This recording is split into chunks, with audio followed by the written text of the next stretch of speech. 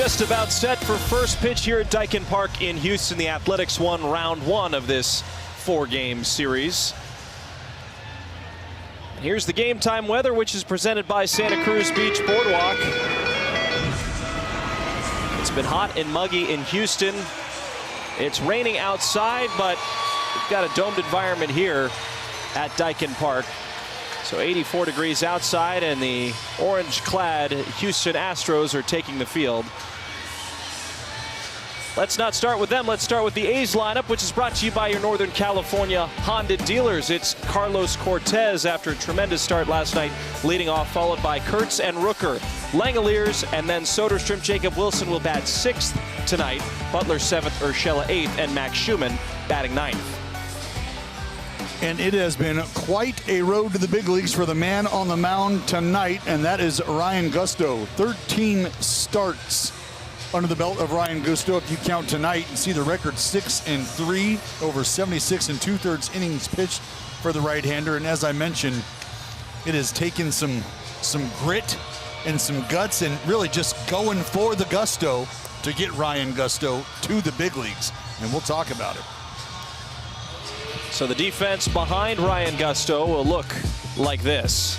Cooper Hummel in left, Chas McCormick in center, and Cam Smith in right. Dubon and Walker on the corners, Short and Altuve up the middle. 3 Gold Glovers on the infield with Yainer Diaz behind the plate, and the right-handed starter Ryan Gusto on the mound.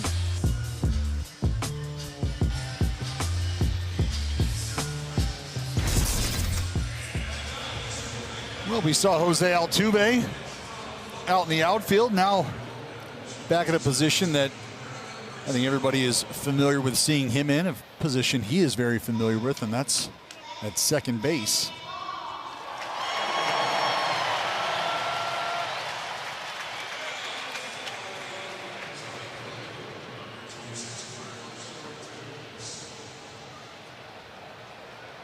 Well, we're just waiting to get some folks off the diamond, off the playing surface, and home plate umpire Scott Berry will fire it up and get this party started. So Gusto versus Cortez. Right-hander, compact windup and pitch, and it swung through and missed. We are underway in Houston. We know about Carlos Cortez in the minor leagues. 322, 17 home runs and 77 batted in across 71 games. The AAA Las Vegas. There's strike 2, 0-2 quickly, but he made an immediate impact in his first career start last night, collecting a sacrifice fly RBI, the first of his major league career, then an outfield assist, the first of his major league career, followed up by his first big league hit. 0-2, swing and miss. 3 pitches, 3 strikes, 1 out for Gusto. Well, first pitch of the ball game, about 94. Gusto running this one up to 96. Perry Leon attacking with that fastball, even though you see Yainer Diaz have to reach back across. Just beat Cortez to the inside.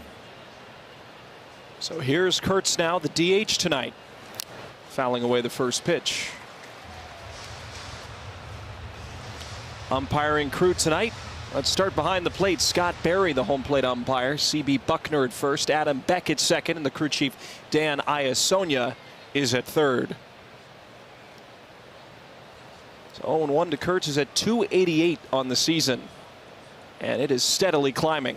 0-1, driven the other way and down for a hit. Hummel moves over to get it, and it'll be a long single for Kurtz. That extends his hitting streak to 12 games. Well, Chris, you took us around the horn, introduced us to the crew. Let's take a closer look at the tendencies of our man behind the plate, Scott Berry. First MLB umpire with a visible tattoo sleeve on his upper right arm, as you see there, and I love it because it is dedicated to his late wife, who did pass away from colon cancer.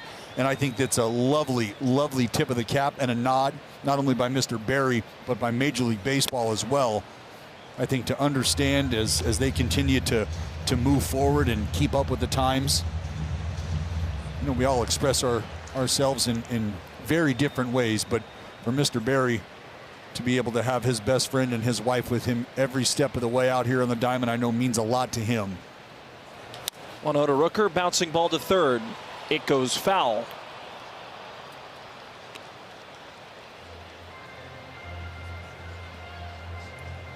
Well, I'm not quite sure how foul that was. I think Mauricio Dubois, the way he reacted to the play, felt like it may have been a little closer than it was. You see that ball apparently just on the other side of that foul line as it crossed over the bag. So Rooker has a 1-ball, 1-strike count. 1 for 4 he went last night with a run scored in the Athletics' 5-2 victory, snapping their 4-game losing streak, also snapping Houston's 4-game winning streak.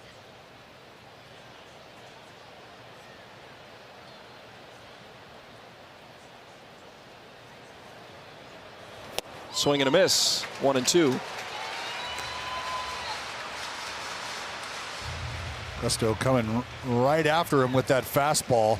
A pitch he uses a lot. 46% of the time you're getting that four-seam fastball. He's got a curve, a cutter, a sinker, a sweeping slider, a changeup, and he does feature the traditional gyro slider. You probably see that gyro slider more to the left-handers than the right-handers, looking to sweep that slider away with a little more lateral movement to the right-handers.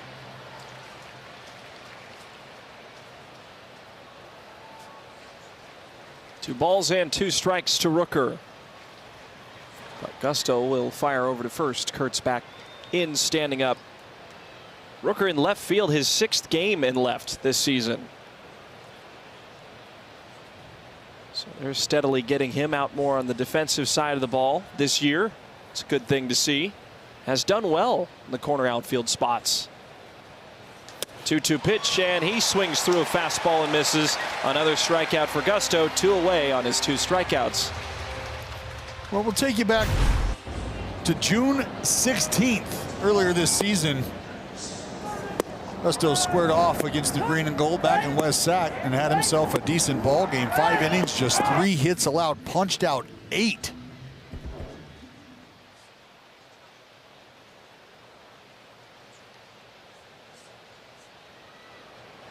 Remember, Gusto had some folks in the ballpark.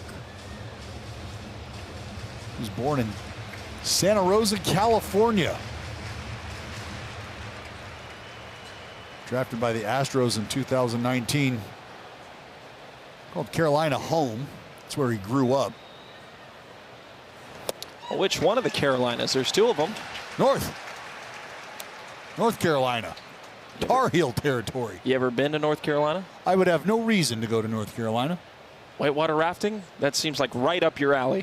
When you got the best whitewater rafting in the country in West Virginia, that's probably where you go, which is where I go. 1-1, pop back foul. There's a little bit of animosity in your voice. Is there the competitive flair between West Virginia and North Carolina that I don't know about? Not necessarily. I just learned very quickly and very early that West Virginia does have some of the best, if not the best, rapid offerings in the country / the world. And I was not aware of that, but I was made aware of that very quickly. Years ago. I think you and Emo are going to have a conversation about North Carolina that you're not going to like. I've got numbers. 1-2 breaking ball lifted high and deep to left field. Hummel on the run. He's still going at the track and by the wall. It is a foul ball. Well, I think what we'll see on the replay here is a fan's going to reach over the wall and grab this thing, and it's not really going to matter because it's foul. You can see where this ball ends up, and it's close, but foul nonetheless. I thought after Simeon's home run a few games ago where it scraped the left field foul pole, we wouldn't see one that close again, and we do now. Well, and that one, remember, that ball did shoot right off that foul pole, and it ricocheted down into the stands, so you couldn't really see the ball travel. You weren't sure quite where it ended up.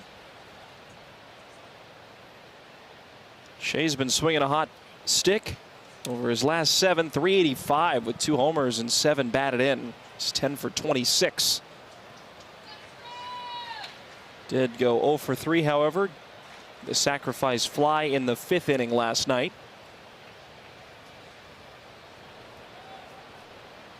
Gusto's 1-2 pitch. Now 2 balls and 2 strikes.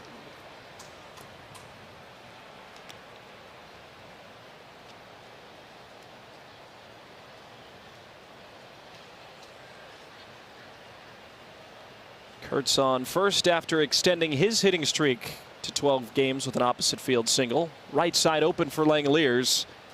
Gusto's 2-2. Foul back. Looks like Gusto wants to climb that ladder with the fastball once he gets ahead. Maybe even just with 2 strikes, he likes that fastball up top, something we have seen here twice with Cortez and with Brent Rooker. Langoliers able to foul that off.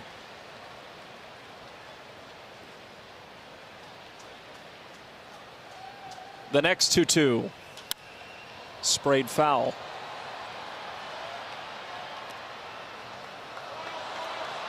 Gusto at home this year, 3-2, 5.29 ERA in 12 games, where he has started 8 of those 12.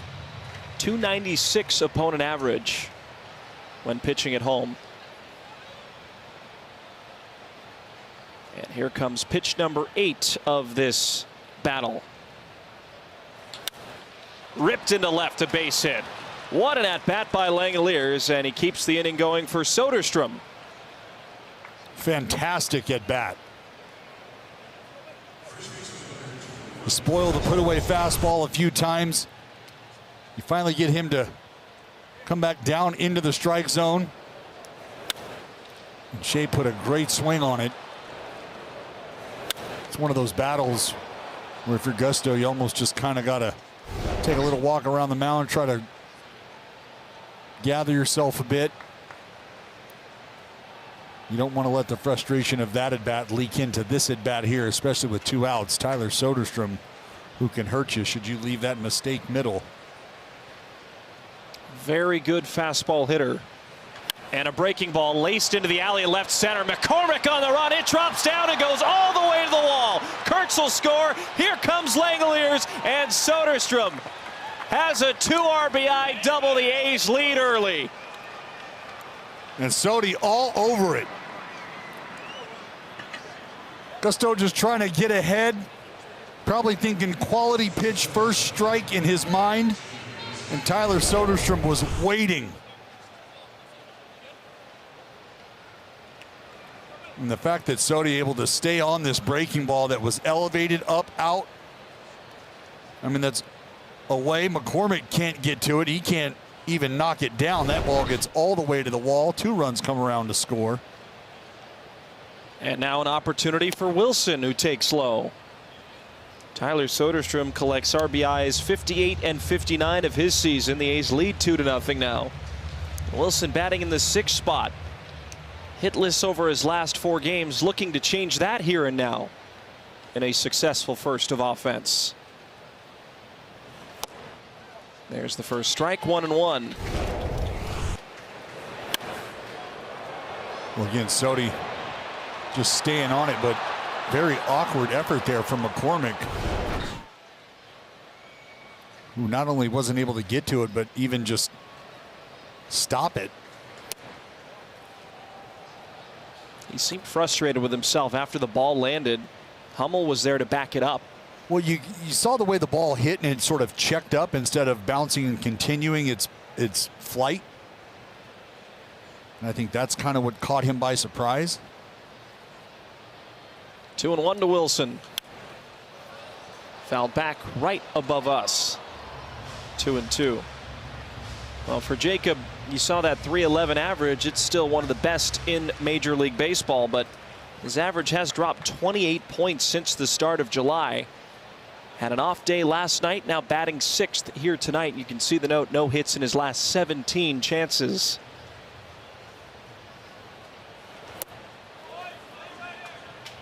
But he's worked the count full, now 3-2.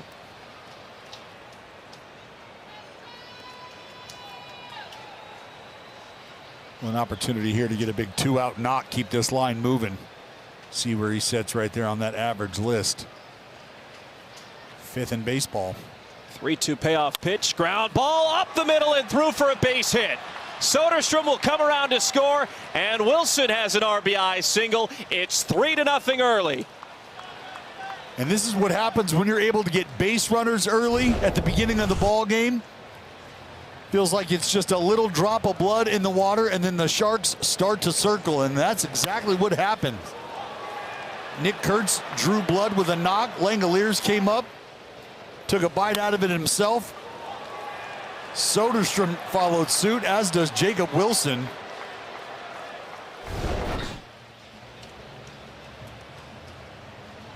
This meeting on the mound is brought to you by the injury attorneys of Ashton and Price. Gusto 25 pitches in. He's surrendered 4 hits, including an RBI single from Wilson. That was the last hitter. The hitter before Wilson was a 2 RBI double by Soderstrom.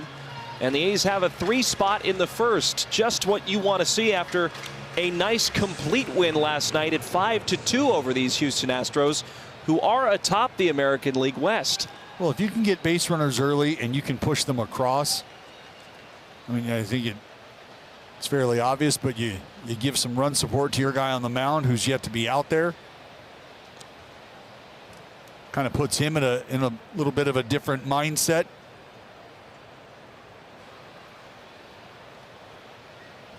I mean, the 2-out hitting has been superb. We've seen that all road trip long, but these runs have scored with 2 outs. Now Butler will take a curveball in for a strike, 0-1. You think about last night, great pitching, solid defense, timely hitting. And the offense has continued here into game 2 in the first inning. 0-2 to Butler. Just Butler's 4th game batting in the 7 spot this year. Went 0 for 3 with a run scored last night. Has Wilson to work with at first and a 3-0 lead.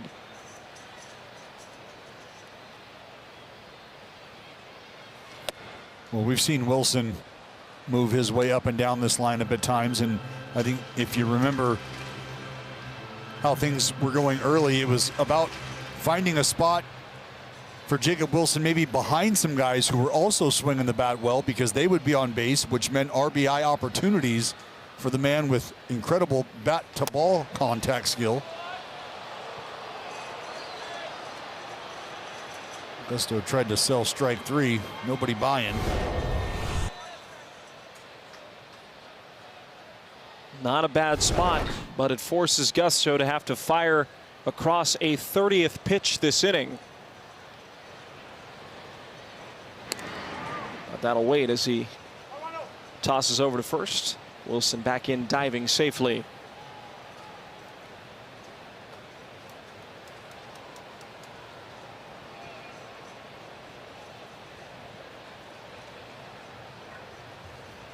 Two-two pitch, and now Butler works the count full, 3-2.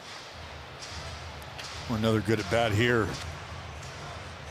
Langoliers with a very nice at bat that resulted in a knock. Butler here taking it to a full count. 3-2 payoff. Wilson going, Butler swinging and missing, and that will retire this side. But 3 runs coming to score for the A's in the first. We'll see the Astros bats coming up next. So Cam Smith, the right fielder, the first of Houston's lineup to come up. First pitch is just outside, 1-0.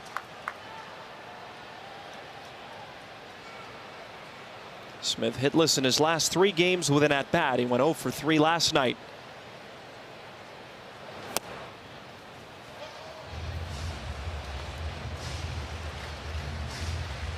Well, if Jeffrey Springs can establish himself in the strike zone, and I think maybe even do so with that fastball like we saw Severino do last night.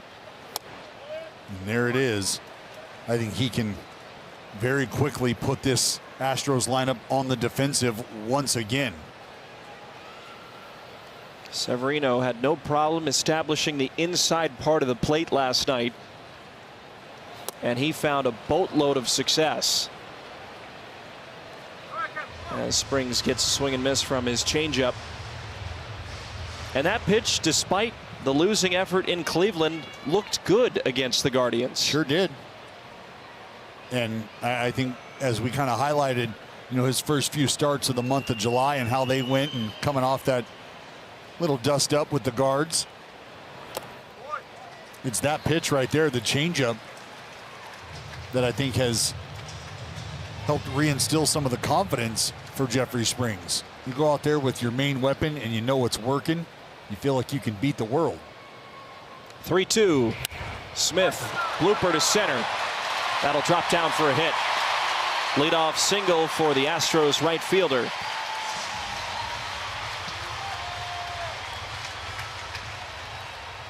And with Jeffrey Springs on the mound tonight, it'll be his 20th start of the season. And I think the key has been the fact that the left-hander has paid a lot of attention to the whys. And when we talk about whys, we're talking about, why am I struggling? Why have I had success? How do I duplicate it? How do I move beyond some of the things that have really represented hurdles? And I think that's part of, growing into your veteran status. And for Jeffrey Springs, a guy who's been around, understands how this game goes and how important it is to be able to identify the need to make adjustments. Here's Altuve, and this is interesting. I was talking to you about this before the game, but Jeffrey Springs has never made a start against the Astros, has 2 relief appearances, and has never faced this man, despite playing now in his 8th season in the big leagues, and all of them being in the American League. Yeah, just 3 hitters on this team has he seen. Rodon Alvarez, who is not here. Caratini, who is not in the lineup. Or excuse me,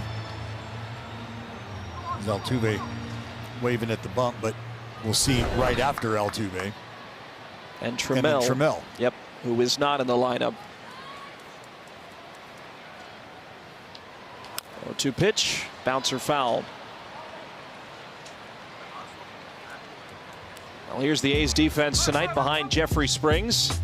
In the outfield, it's Rooker in left, Butler in center, Cortez in right, Urshela and Wilson on the left side of the infield, Schumann and Soderstrom on the right side, with Langeliers as the backstop for Jeffrey Springs. So Soderstrom moves from left to first tonight. And we know he can pick it pretty well over there.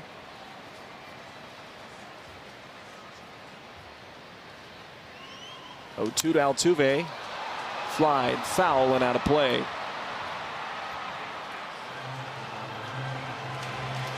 The Astros featuring a right-handed heavy lineup. Everybody in the lineup tonight against Jeffrey Springs will take their at-bats from the right side until they decide to switch some things up. But it is reverse splits for Springs as his 0-2 misses high and outside. Yeah, lefties hitting 256 against Jeffrey Springs. Righties sitting at that 226 clip, but there has been damage from the right side. 16 long balls surrendered to right-handers.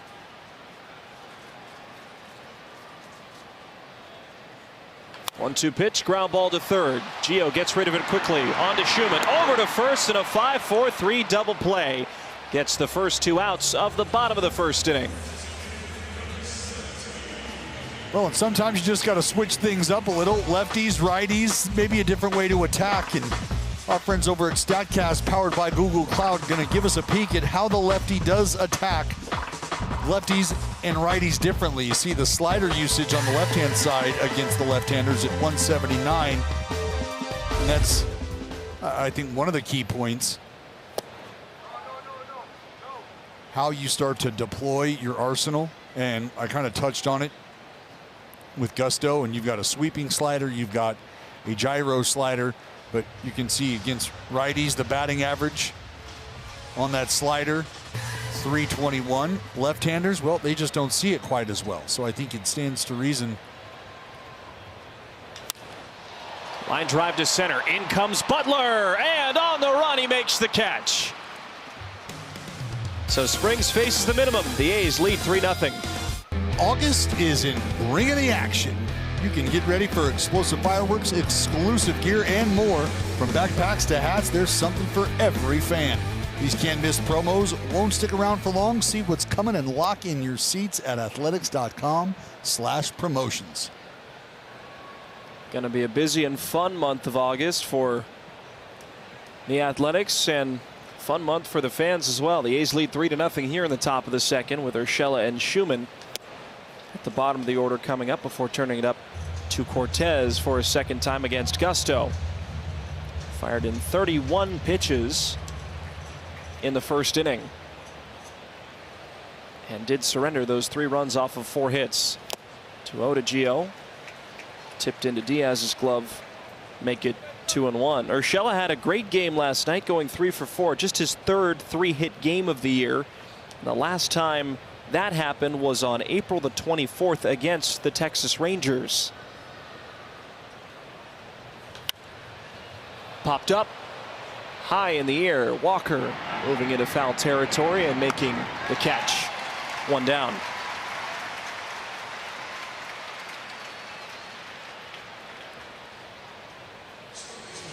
Chris, we had mentioned the road for Ryan Gusto to not only get to the big leagues, but frankly just to get onto a baseball field. It had been quite an effort for Ryan Gusto. You're talking about a guy who, believe it or not, got a little Michael Jordan in him. Probably think, what? Ryan Gusto cut from his high school baseball team, not once, not twice, 3 times. Cut 3 different times, told, sorry, no go. Did squeeze a year in his sophomore year. But outside of that, no love. So he's probably thinking, well, this might be it. This might be the end of the line. No more baseball for me. But he got on the horn, started sending emails, found a college coach, and he said, you know what? You, me, I'm coming to you. I'm not done playing baseball. We're going to figure this thing out. Swing and a miss, now 1-2, and not any junior college. Florida Southwestern State Junior College, which is a junior college powerhouse. And so you can imagine what that college coach is thinking when he receives an email, receives communication. Schumann's able to hold up on the slider. Probably thinking, well, I think we're good here. We've got guys, we've got room. Well, he wasn't going to take no for an answer. And I think the diligence and the willingness to stare the adversity in the face, as he had done so all throughout his high school career, and at that point in time, seemingly into his non-existent college career, he was more than willing to do anything and everything it was going to require to get himself better, put himself in a position to be a ball player.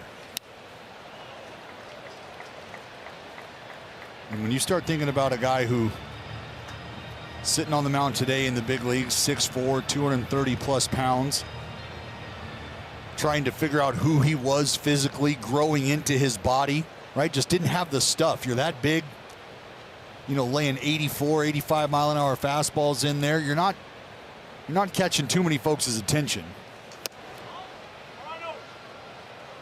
But I think when you understand his story, what you take away from it is the willingness to stare that adversity right in the face and do whatever was required to get him to that next level, that next stage. 3-2, and Schumann has to wear a fastball up and in. Hit by a pitch. Schumann will reach. Head on over to first.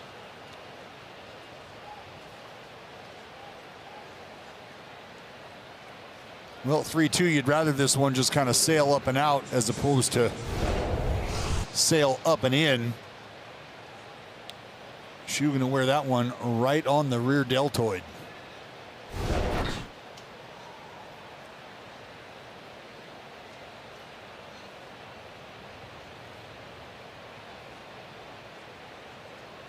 So Carlos Cortez up for a second time in as many innings, struck out to start the game, and takes up 1 ball and no strikes.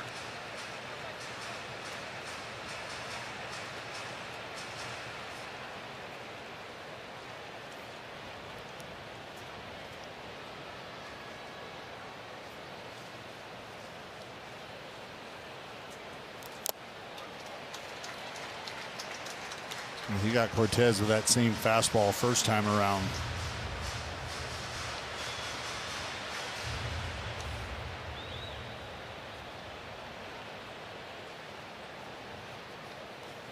Infield playing him to pull. Good lead for Schumann. Popped out of play. Take you back to yesterday. Pretty big day for Cortez. He got in on the action early, sac fly. That would score Butler, then stepped up and got his first big league knock after already gathering his first big league RBI. Seen him make a great play out there, a great throw to cut down a double at second. Now locked in a little battle here. And I think it's nice for a ball player to come up, position player. You want to make an impact offensively, and maybe if that doesn't happen right out of the gate, you're just looking for any way you can make an impact. And that strong throw appreciated very much so by the veteran. And Mark Kotze talked about it in the media scrum today. Cortez leading off the game. He said, I want to give him as many chances to see right-handed starters as possible. Obviously, with the performance that he had last night, makes sense to have him back in here tonight. 2-2, a breaking ball fooled Cortez. He strikes out for a second time. That's the 4th strikeout for Gusto. And with 2 away, Kurtz will come up. Well, it's not the fastball this time around. It's that bender they kept away. That's a pretty good pitch there from Gusto. With depth, it was going to be a strike whether Cortez offered or not.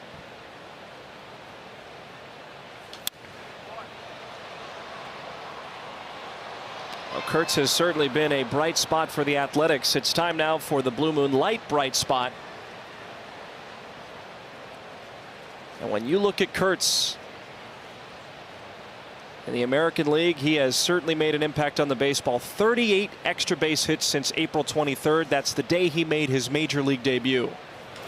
Now he goes inside out deep to left. Forget about that baseball.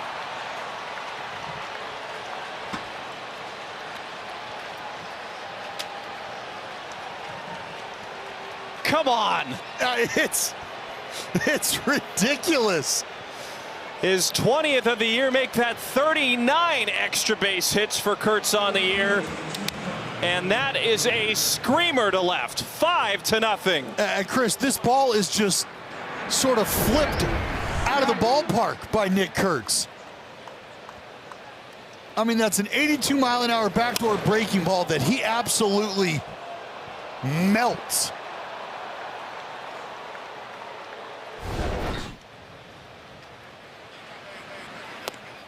It is just incredible to watch this power unleash itself. I mean, left field, center field, right field, it doesn't matter. It just doesn't matter. Take a look.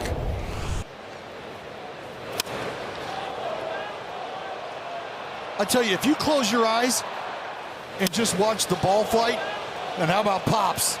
Let's go. Oh, look, Chris, if you just watch him take batting practice far enough back where you can't tell if it's a left-hander or a right-hander, when he starts to work the ball out of the yard to the opposite field, it looks like and it sounds like it's coming off the bat of a right-handed power hitter.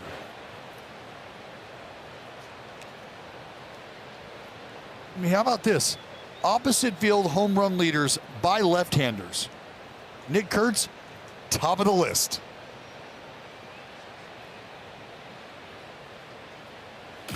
This is ridiculous stuff that we are witnessing night in and night out. As Rooker fouls it away. Remember last year how we were sometimes unable to find words to describe Mason Miller's dominance? It is in that exact same breath for Kurtz and what he's been able to do in his rookie season here in 2025. Well, I was talking to Blummer, Jeff Blum, Astros color analyst, just before the ball game, and we were talking about Oppo pop. And he even remarked, he said the same thing that I just said. He said it feels like at times the ball coming off his bat looks like it's reserved for a right-handed hitter. And then no sooner did I look over there. Bouncing ball up the middle, moving over is short. Sidearm throw to first, and that will retire the side. But Kurtz hits his 20th home run of the year, and guess what?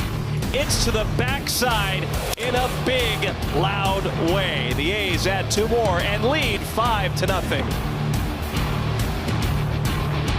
Well, the A's have already matched their 5-run total from last night here tonight after a 2-run home run by Kurtz. They lead 5-0 here in the bottom of the 2nd inning. And they've given Springs some run support in Springs' first career start against Houston.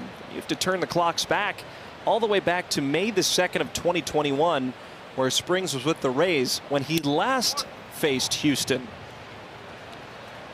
He got the win tossing a scoreless relief frame for the Rays. Yeah, I mean, it's tough to not see a guy that long. It's kind of like Severino against Cleveland.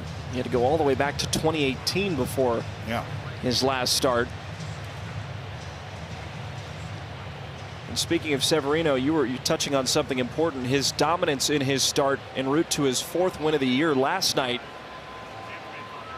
What type of conversation can Severino have with Springs, or a guy that had that much success with the guy following the next night? Well, it's really just, I think, about game plan more so than actual stuff. And I think it's understood Jeffrey Springs being a left-hander, a guy who's going to rely more on his ability to deceive the opponent, in Severino, who, as we have seen this season and saw last night, you know, at times he can just come right after you and challenge you with that good four-seam fastball, which is what we saw last night.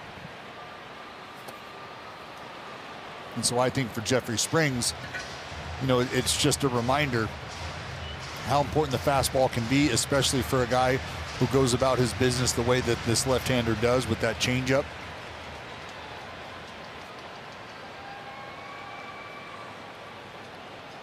They're firing on all cylinders. It can be a great 1-2 punch with Severino and Springs.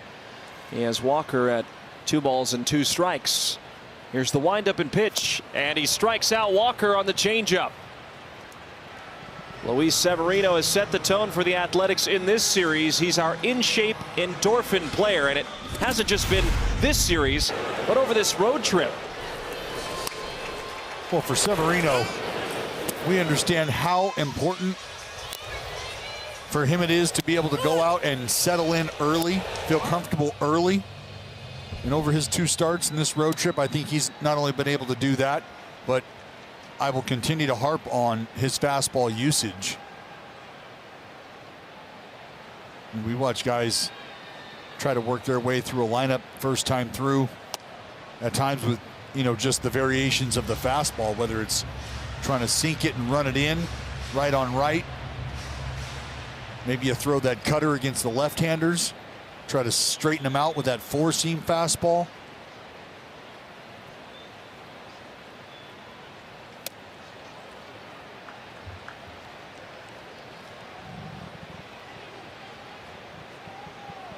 And Aaron Diaz has hit .295 against lefties, getting his first start of the series.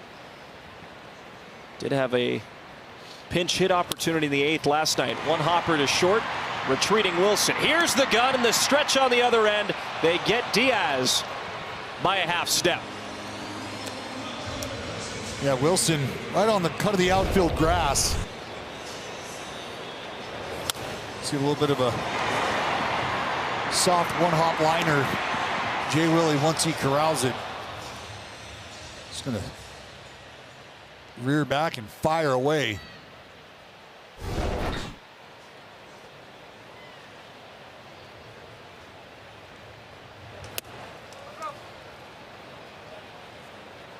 Here's the switch hitter, Cooper Hummel. 167 on the year, 2 homers, 4 runs batted in. Has struggled recently at the plate, as he has won for his last 24.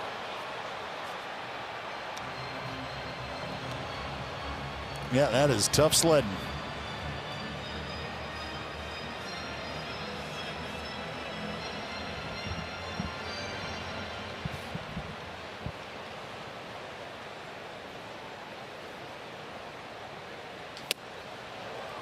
You can see that note, Dallas, 18 players on the injured list. That's the most in all of baseball, and I would think by a significant margin. Houston has had to go into their minor league ranks for some support here in a crucial part of the season.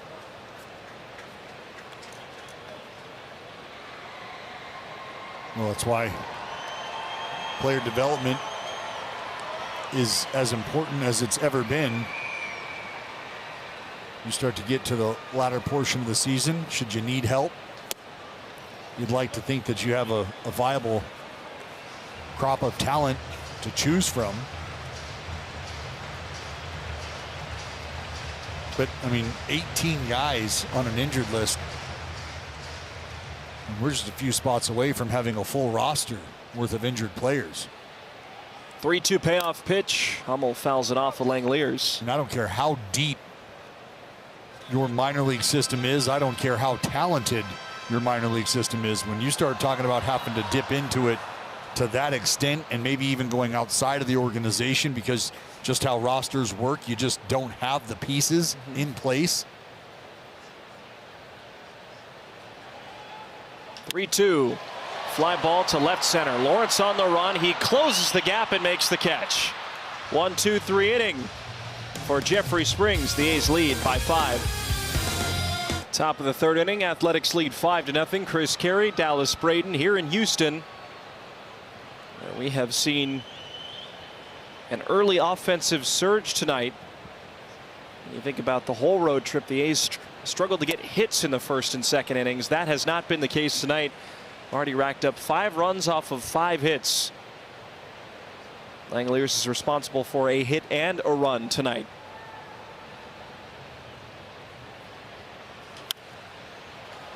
Popped foul and out of play.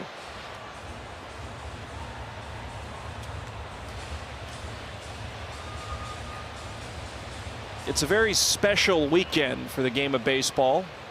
Anybody who observes, supports.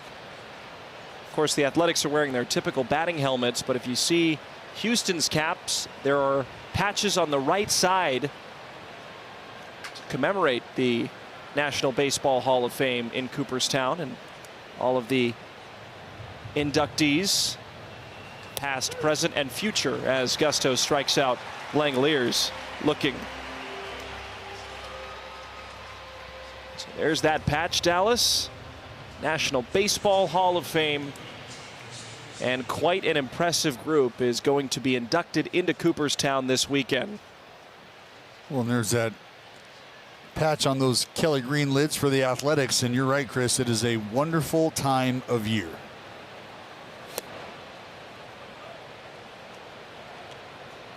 Time of year and a weekend in which baseball legends become immortalized. Soderstrom bangs one to deep right. That ball is not coming back.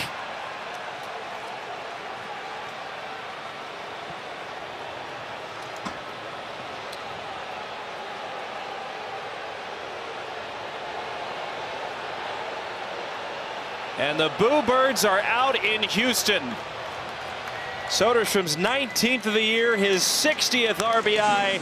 It's now 6-0 green and gold. Well, these Astros fans have watched the green and gold drop 11 runs on their Astros here in about 11 2/3 innings, 11 1/3, I should say.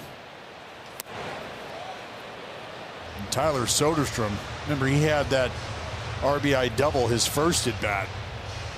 Steps up here, delivers a solo shot to keep the scoring going. Wilson had an RBI single, snapping a 4-game hitless streak. He's ahead at 2 balls and no strikes. Sometimes all you need is one to get you back in a good spot. Saw it right through the middle, and now at 2-0. We'll take again. 3 balls and no strikes. Well, lefties coming into the ball game slugging .514 against Gusto. 8 homers, .297 average.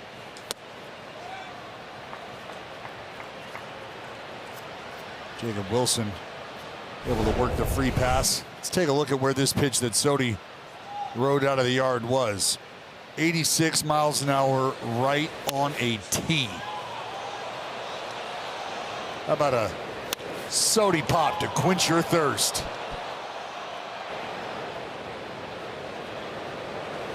Touched. Fans in Houston must not like the carbonation.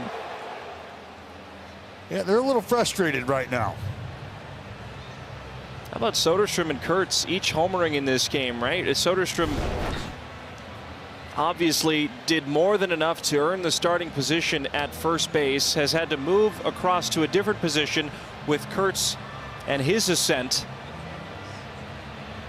And now Soderstrom continuing to perform offensively. I mean, this is quite an impressive thing to see. 2 guys that play the position at a high level. Soderstrom still learning how to play left and doing a great job over there, but 2 very legitimate and viable power threats from the left side for the A's. That's it, left-handed thump. Here's Butler. He shows bunt, but pulls back 1-0. Well, he got the reaction from Dubon he was looking for. Dubon charging in, but headed right back to his original starting position over there at shortstop, which means that left side is still wide open should Lawrence Butler go back to that idea. He shows again and drops one down. Dubon charges, gloves, guns to first, and Butler is out, advancing Wilson to second. Well, I got to tell you, you got to give credit here to Mauricio Dubon, because what he saw was Lawrence Butler pre-pitch go right to the bunt, and you see the hands and you can see Dubon charge. The minute he sees Lawrence Butler start to work that bat up into his hands, trying to push that bunt over to the third base side. This is just an exceptional read from Mauricio Dubon. And that's why we highlight how valuable it is to have a guy with his baseball IQ that you can sprinkle anywhere in the field out there. I mean, you don't win a Gold Glove by accident. They're not just handing those out these days. Well, and you win it for essentially a new position as the super utility man. You've got to be good everywhere. Well, no doubt. Popped up again by Urshela. Another chance for Walker. And he completes the put out and foul ground. But Tyler Soderstrom leaves the building for the 19th time this year. It was a no-doubter to right. Bang. It's 6-0 Athletics early. Bottom of the 3rd inning, bottom of the order coming up for Houston for the first time here tonight. 6-0 the score as Mauricio Dubon is up against Jeffrey Springs. Dubon gets hit on the first pitch.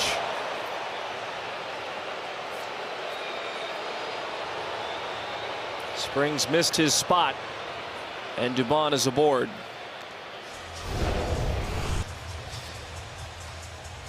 Trying to get in there with that fastball. Looks like it just clips that front knee or maybe high shin of Dubon. Oh, right off that kneecap. That does not feel good at all.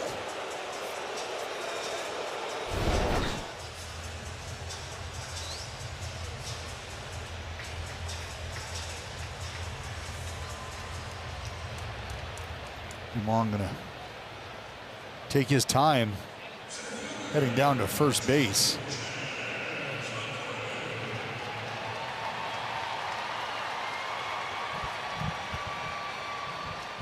Scott Berry looking on.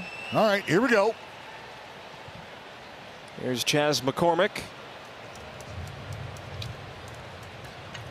230 average, no homers, 2 RBI, 61 at-bats. Dubon at first, and McCormick checking his swing, but not going around. 1 ball and no strikes. One of the keys to success last night for Severino and the A's pitching staff was taking care of the middle of the order.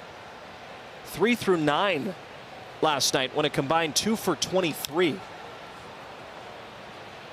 And when you're on the road against an order like this, against a team that is atop one of the divisions in Major League Baseball, and you're able to get them to go 2 for 23 as a unit, I think you win those games most of the time. Well, and a lot of that does have to do with, what the traffic situation looks like with guys ahead of them. But if you can neutralize a third of the lineup at a time, I think you like your chances of having, some success. And especially if that third is the middle third of the lineup. That's where you anticipate, I think, the majority of the damage to come from. And I think, Chris, anytime that one of your teammates has an outing like that where they've been able to stymie the opposition to that extent, what happens the next day is there's probably just that little bit more added pressure for them to perform and not get dominated like that twice in a row. And that's where you can start to use your opponent's aggression against them. Maybe they start to expand the strike zone a bit more.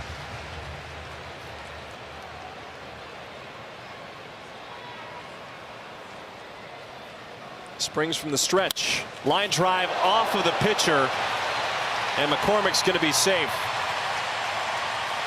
That hit Springs on the backside, and now first and second with nobody out. He says he's okay.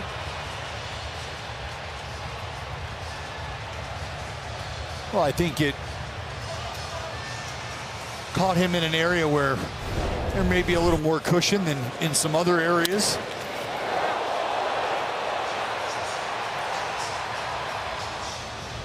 Look out. Caked up. He'll be all right.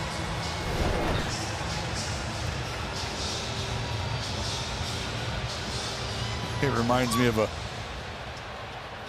at bat a few years ago. Sean Murphy wore one right off the backside. Almost just kind of popped it. Why did I know you were going to go to that exact moment? Well, because I think a lot of folks are probably thinking the same thing here. I mean, that is right off the caboose. And I'm not talking about Bobby Dynamites up there. It just goes to show the Athletics have elite lower body muscles. Good foundation. Good base.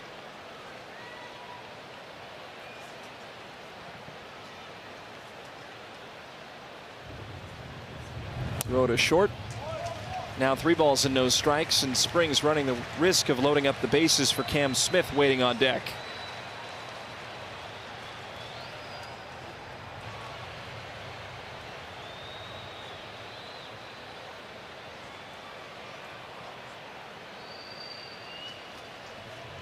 .30 is a strike. Well, you've kept yourself in the at-bat here. See if he can't get Zach Short, who is looking to try to at least move these runners up. Maybe you get him to tap into something weekly here. Strike 2.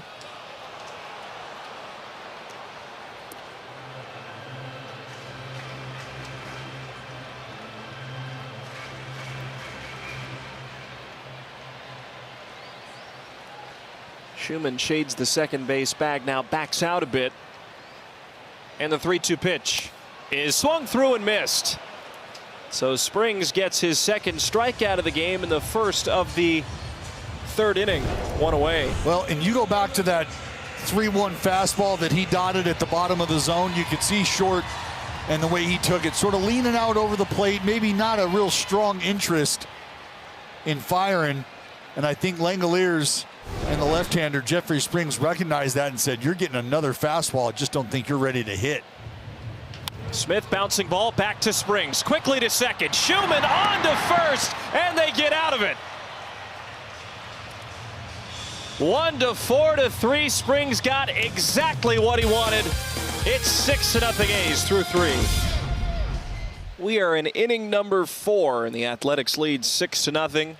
As Schumann comes up for a second time against Gusto. He was hit by a pitch and later scored the team's 4th run of the game.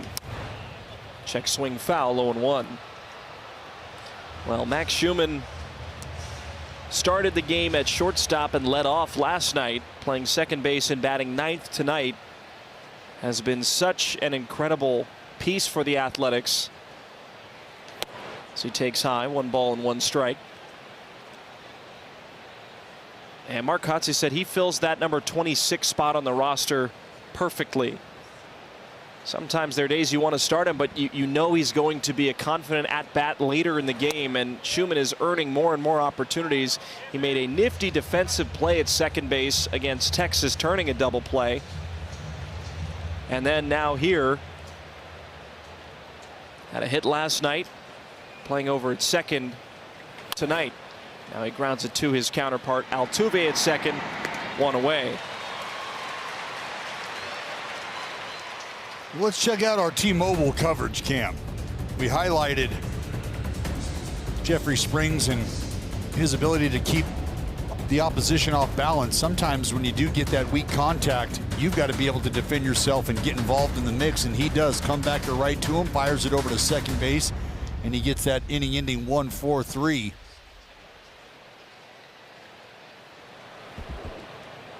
Here's Cortez, swinging and missing on a fastball, 0-1. You know, one of the things that you really pride yourself on is being able to work around some of the traffic, especially if it is self-induced. All you want to do is minimize any sort of potential threat. You don't want it to mount. And if you can, you'd like to bring it to an abrupt end, and that's exactly what he did there. And then you see him talking to his catcher right now just about some mechanical feels.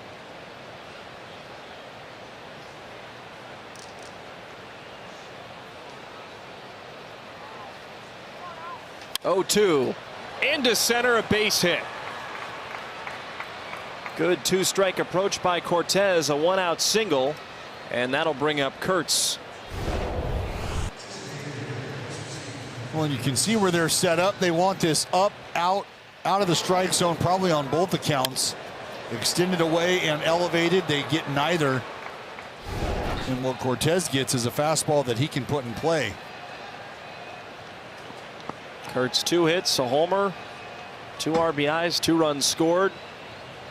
Extending his hitting streak to 12 games. I mean, running out of words to say.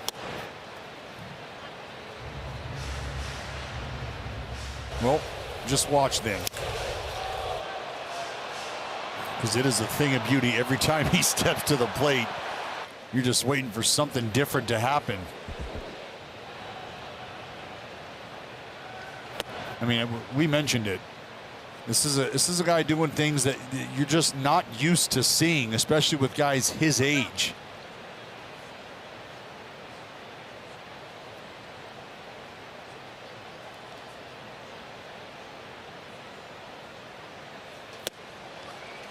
He's going for homer number 2 of the game on that swing. How about this, Chris? Over that 12-game hitting streak, north of 500. 22 for 43, including tonight, 2 for 2, a 2-run homer, a single. He scored twice.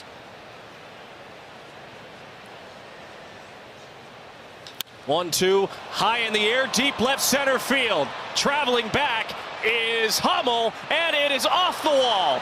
Kurtz coming around to score, and Kurtz has a double to the deepest part of the ballpark. Churn it up, Big Amish.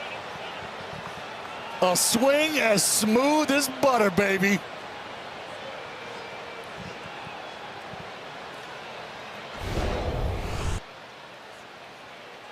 My goodness.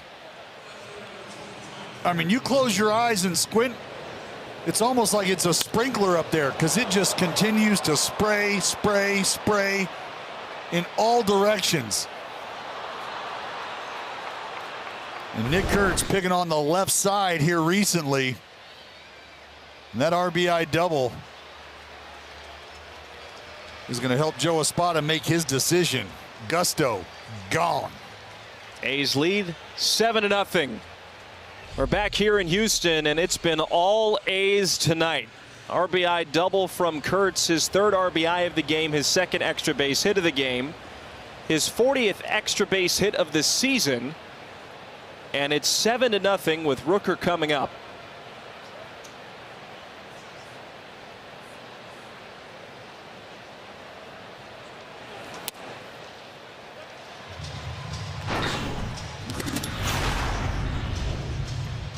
Well, after the double, Joe Espada, we got Ryan Gusto. It's Nick Hernandez on now for the Astros, just his third appearance this season.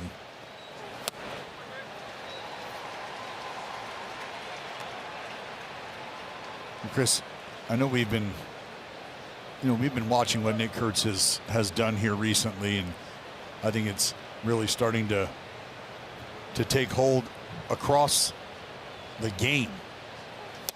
Swing and a miss. Rooker down on strikes. But when trying to contextualize what we're watching unfold, just take a look at this. MLB history, age 22 or younger, to log 19 homers or more, 50 or more RBIs, and a 975 OPS through their first 65 games of their career. Nick Kurtz, Houston's Yordan Alvarez, and Hall of Famer Albert Pujols. That's the list. It is 3 deep. One of them's a Hall of Famer. I think a lot of folks have big aspirations for Yordan Alvarez. And what we are seeing unfold with Nick Kurtz right now, and what we have heard in terms of evaluation from Hall of Famers themselves, the sky is the limit for this young man.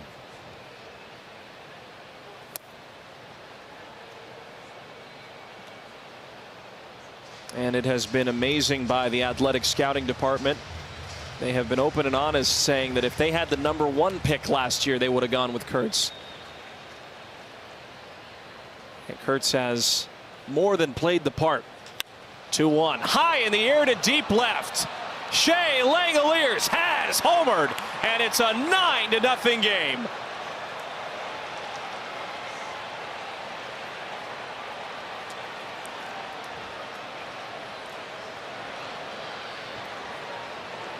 The Athletics are just terrorizing the baseball right now. My goodness.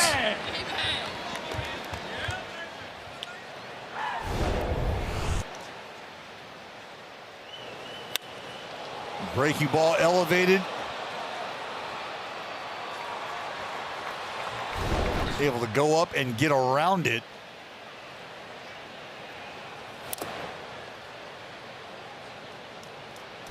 And the man they call Shea Langoliers has lifted off again.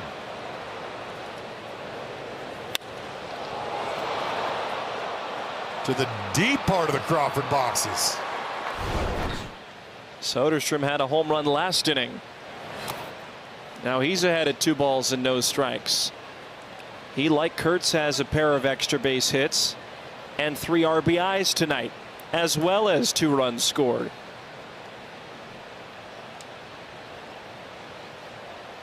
Nine runs off of 9 hits. Fouled away. And the offensive talent has never been in question for the green and gold. Oh, no. For many of these guys being in their first, second, or third years of major league service, the future is very bright on the offensive side of the game. Swing and a drive down the right field line, but foul. And you mentioned it earlier, but when you start to look up and down this lineup and you think about what Kurtz is providing from the left side, Soderstrom and what he's capable of, Lawrence Butler, I mean, you've got three really good left-handers right there alone. That's a 30-year lineup that you're going to count for. And there's pop, there's speed. We're seeing the ability to hit for average. And then you flip it over and you think about a guy like that man right there, two-time All-Star and Brent Rooker, the fellow who just left the ballpark, and Shea Langoliers. Let's not forget about Jacob Wilson, who was pacing Aaron Judge. 3-2, and he's caught looking. Shea Langoliers homers for a 15th time this year. A two-run shot to, as Dallas said, the deepest part of the Crawford boxes. It's 9-0 A's. You more of a cinnamon pretzel guy or a regular? No, you're going to have to hit me with that salt. Hit me with that salt, brother. I can appreciate the cinnamon. That's dessert-esque. I love the cinnamon pretzel. You would. Okay, well, that's fine. You know what else I like? Tell me immediately. 9-0 lead. I'm a huge fan of those as well. At least we can agree on something. Altuve takes a high strike, 1-1. It has been all A's. 9 runs off of 9 hits, including home runs from Kurtz, Langoliers, and Soderstrom.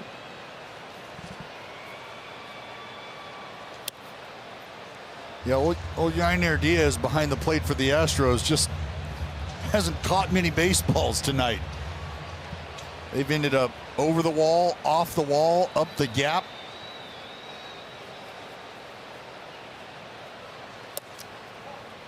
And again, I think for Jeffrey Springs, you know, you're staked to an early lead, and then you watch this offense just continue to bludgeon the ball the way they have. It almost helps really center your focus even more so. Leadoff walk. Altuve is aboard.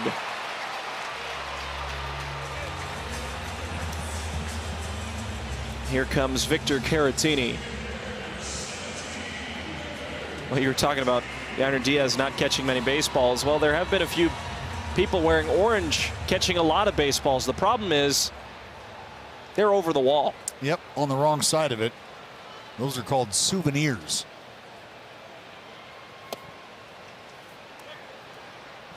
But again, I think this speaks to a conversation we were having yesterday. As you know, we roll into town on the road during the second half. We've been met with,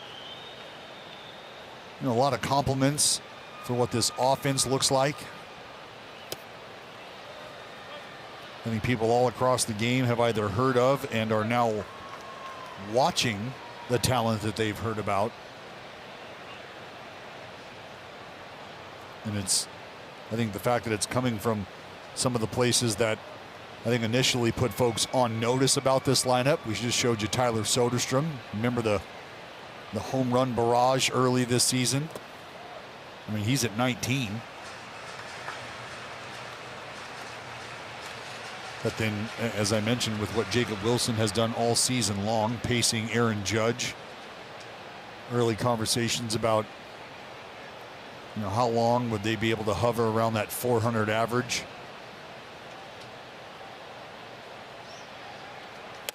You and I were just talking about the great month of July, and you brought it up, the great month of July that we watched Lawrence Butler and Brent Rooker experience. But, you know, these are all things and all points of this roster where folks have been very excited about, and you're starting to watch it unfold. And I think tonight has been a wonderful peak. And a tip into Langoliers' glove. He holds on, and that's another strikeout for Springs, one away.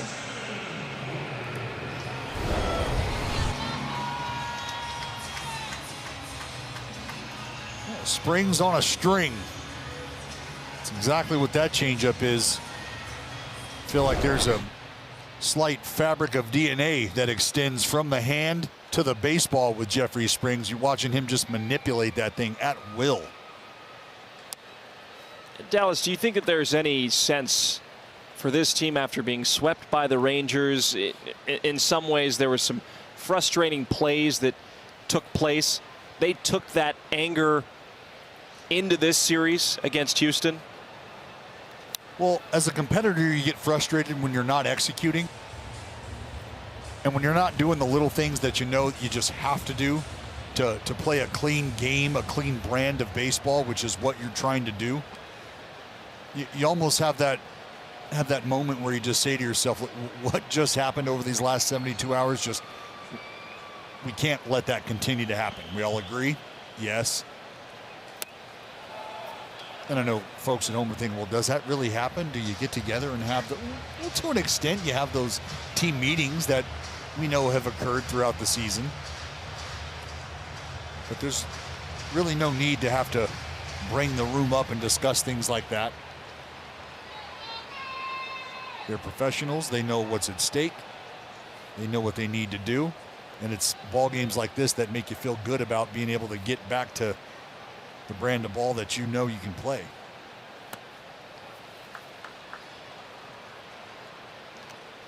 So 2 balls and 2 strikes to Christian Walker, who struck out swinging back in the second.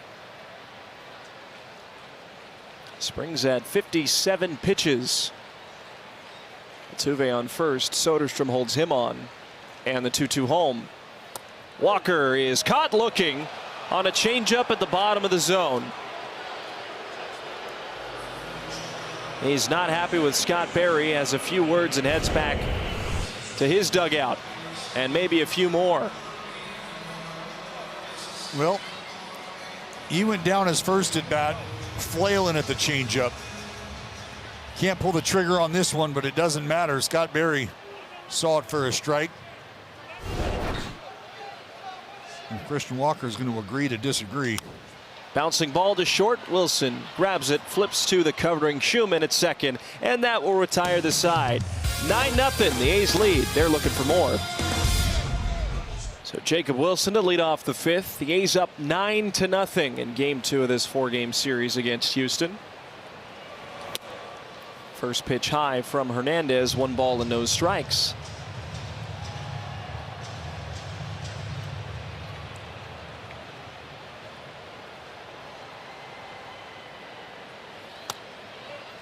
Pitch in, now 2-0.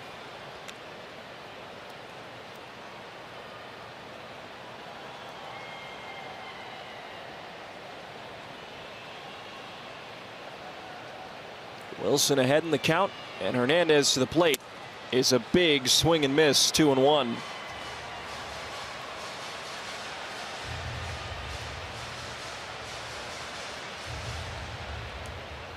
It's an interesting setup.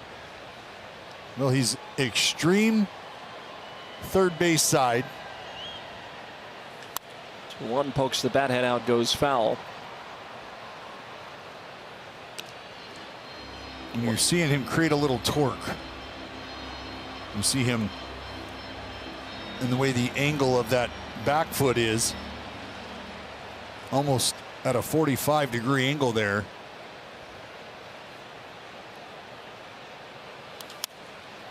And it looks like what he's doing is really trying to leverage, you know, the front side of that anchor. And when I say anchor, I'm talking about that back foot and the front side of it. So the ball of his right foot is where he's really trying to sink into and drive off of. Strikes out Wilson swinging. So the benefit of that positioning is to generate torque, and he was able to get a fastball by one of the best hitters in baseball. Well, and what it does is it just keeps, you know, there's a lot of different ways guys set up.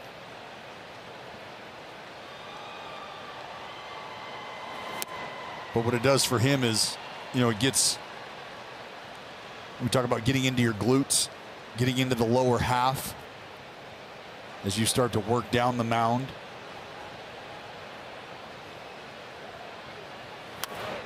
And you want to be in a position where you can utilize the ground. And you're trying to stay anchored as long as you can so that you can benefit from using the energy from the earth.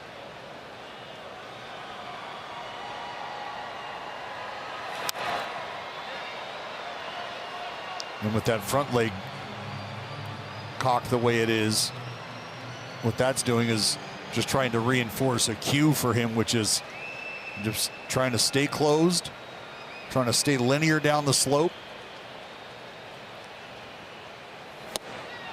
Butler strikes out. Back-to-back strikeouts for Hernandez. 3 straight going back to the 4th inning.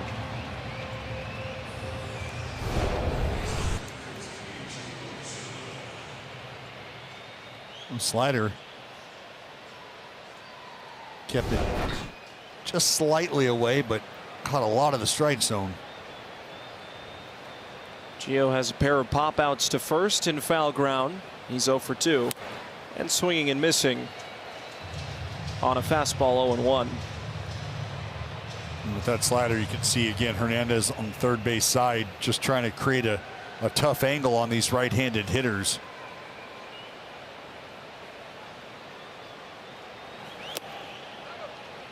You think about left-handed pitchers against left-handed hitters, and if the pitcher's extreme first base side of the rubber, for those lefties it feels like it's almost coming out of right center, right field from behind them.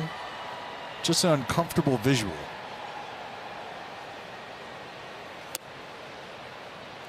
Well, if Gio is unable to reach and is retired, it'll be the first inning the A's haven't scored in an offensive inning tonight. 3 in the first, 2 in the second, 1 in the third, and 3 in the fourth. Fouled back, now 2-2.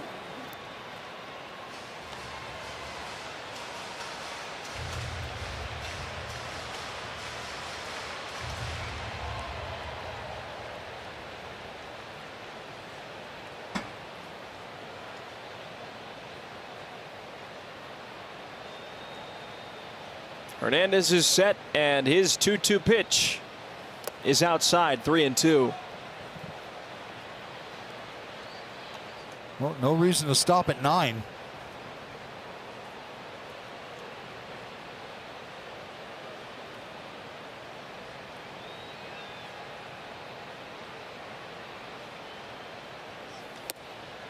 And he'll walk Urshela, 2-out walk, and now we'll hear a word from the Monterey Bay Aquarium.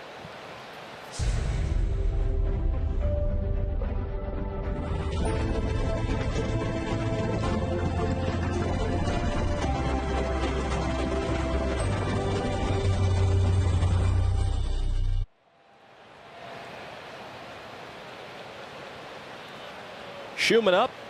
He was hit by a pitch. He later scored, then also grounded out. Swinging on the first pitch, a fastball. He misses. 0-1. The fastball in terms of velocity isn't going to blow you away, but I wonder if that setup is at all deceptive for right-handed hitters. Well, the setup doesn't really matter much. I mean, because you're looking for that baseball out of a window at release. So whatever you might be doing with your lower half really doesn't matter much in terms of what the pitcher is doing and what the hitter is looking for.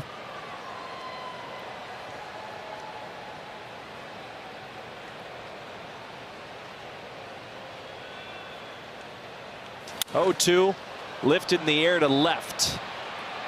Hummel has it and makes the catch. A's unable to score in the 5th. They still lead by 9. They got it. They have a Shake Shack here. Were you unaware of that? Completely. Really? You're not lying to me right now? No. Come on. Would I steer you wrong? Do you really want me to answer that question? I know where I'm going tomorrow. See? Shake I'll be Shack. darned. That's crazy. Well, you're darned. I mean, I'm surprised you didn't see it when you stopped off at Pluckers right after you hit the golden chick.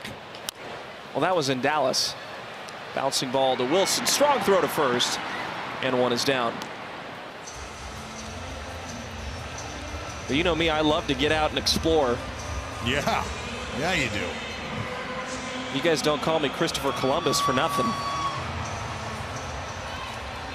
I think you'd just be better served walking around. I mean, I've watched you do all sorts of things with your phone in your hand. It's a technological generation.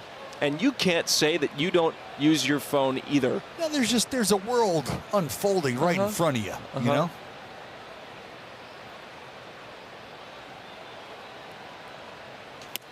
I get it. You got to tweet for work. That's fine.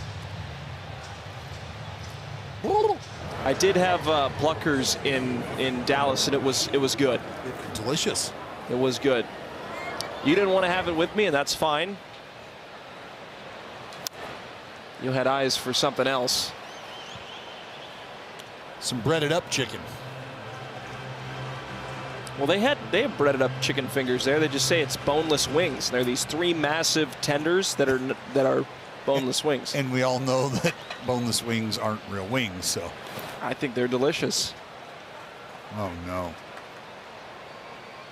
I mean, that you cut out all the issues of having the bone in the chicken. Yeah, I mean, I got to believe boneless chicken wings at this point are just born. Those are born in a lab, right? That's not real.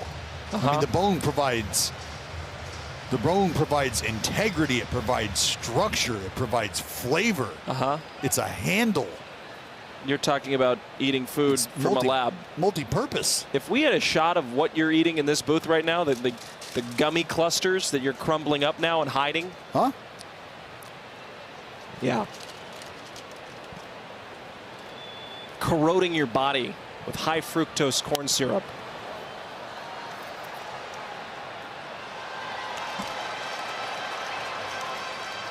Look, we all have decisions to make. And that right there, buddy, give me a piece of cornbread. I mean, sausage, chicken. Brisket. I'll take both those bell peppers. Look at the bark on it. To Schumann, 2 down.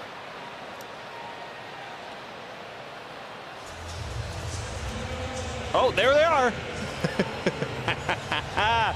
Oh, look at this. Captain Healthy. We know you like your sour candy, okay? It's fine. Could I stand to lose a few lbs? Absolutely. Am I going to stop eating artery clogging food on this road trip? No, I'm not. Well, it's just, you know, doubling down on the lunch is just something we might talk about off air. Yeah. Can't wait for the Body by Dallas program. Line drive beyond the reach of Wilson. McCormick has another hit.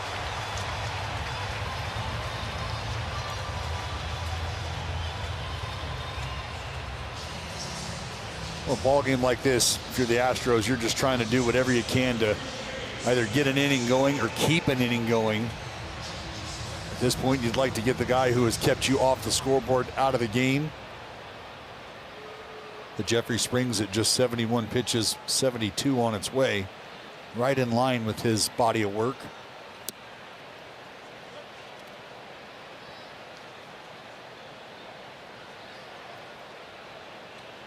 Can't believe you exposed the nerd gummy clusters. I thought this was the trust tree, partner. Zach Short high in the air to left. This one's trouble, and it is gone.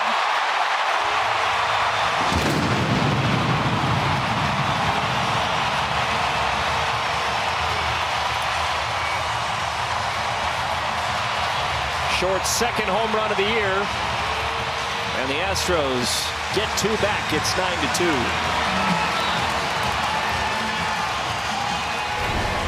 And you kind of have to take that slow and steady approach here, down by 9. as I said, just trying to chip away however you can. And that right there, I think, shows you it's a changeup, but middle, elevated. Jeffrey Springs just at that point trying to make a pitch that I think he can have put in play.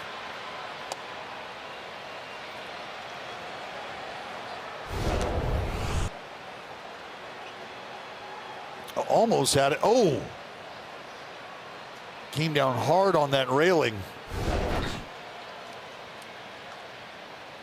Is that a pink shirt or a salmon color shirt? Salmon. Definitely salmon. I got corrected a lot when I was in the Northeast. They don't call it pink or salmon. They call it Nantucket red. Wow.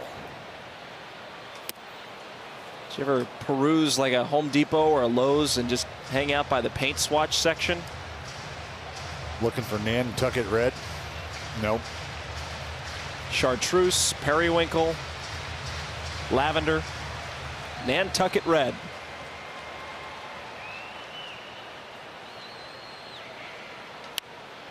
Fouled away.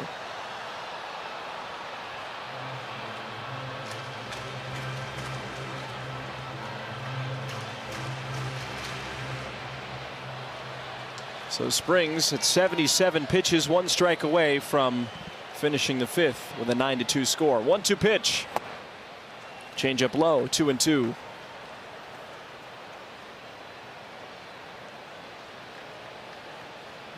This at bat here against Cam Smith begins that 3rd time through the order. Sticks with the changeup. It's outside, 3-2. Don't want to get to Altuve if you don't have to. After Houston has scored 2 runs on back-to-back hits, including a Zach Short homer, his 2nd of the year. 3-2 payoff pitch. Lifted in the air to left. Rooker on the run, and he will make the catch at the warning track. So Springs through 5 innings. He's surrendered 2 runs after a short homer. That looks pretty good. I love waffle fries. 9-2 the score. Well, A's fans are happy right now. 9-2 the score. The top of the 6th inning. Top of the order coming up for a 4th time. And it's Carlos Cortez, who's 1 for 3 with a single and a run scored. He'll take a first pitch strike against Hernandez.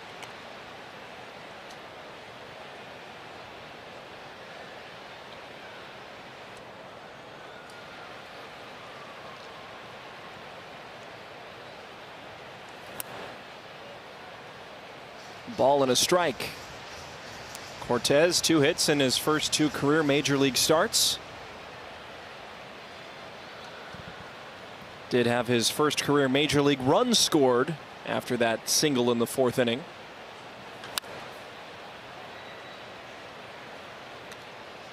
He was brought home by a Kurtz RBI double off the left center field wall.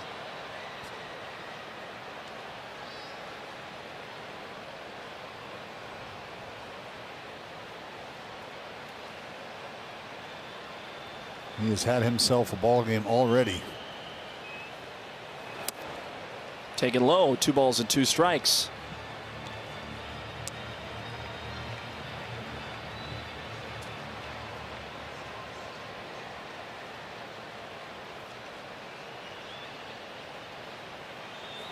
Check swing, did he go? Yes, he did. Cortez down on strikes for a 3rd time. And it's time now for stats with lows. And Kurtz, well, we're not done talking about him. 22 extra base hits this month. And he leads by a significant margin. He now has 13 doubles, a triple, 8 home runs, and 22 RBIs this month. Launches this high in the sky, but it'll go foul.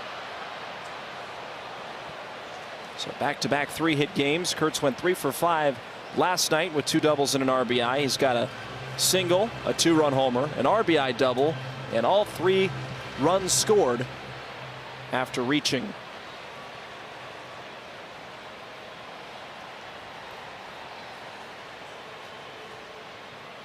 0-1 in the air to deep left. Houston, you do have a problem. His name is the Big Amish.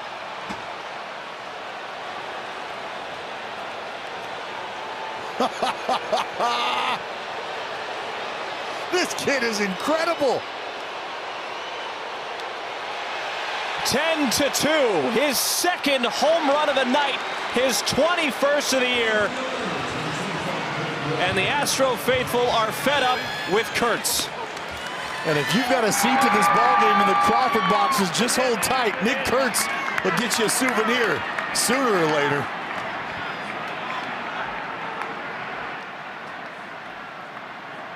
I mean, what used to be impressive about a week ago is almost expected at this point with Nick Kurtz.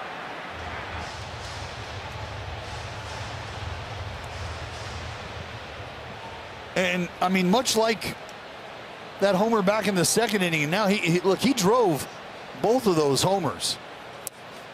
But it feels like it's almost just a flick of the wrist for Nick Kurtz. And you could see almost just a defeated Hummel out and left. Watch that ball go up into the air, and he just knew it. That is not coming back.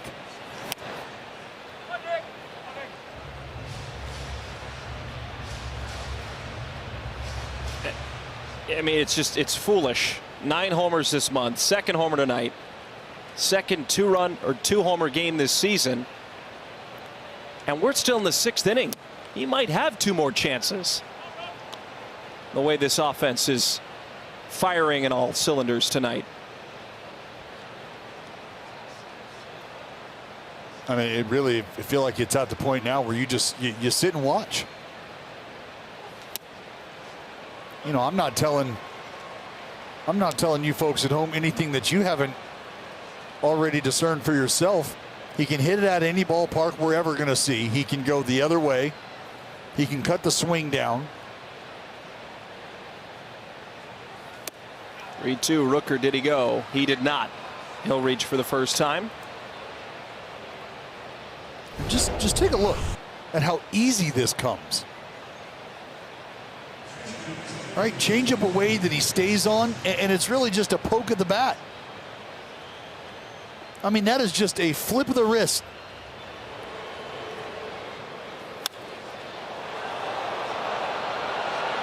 And again, that looks like it comes off the bat of a right-handed hitter who pulled that ball and got just about every bit of it that he could.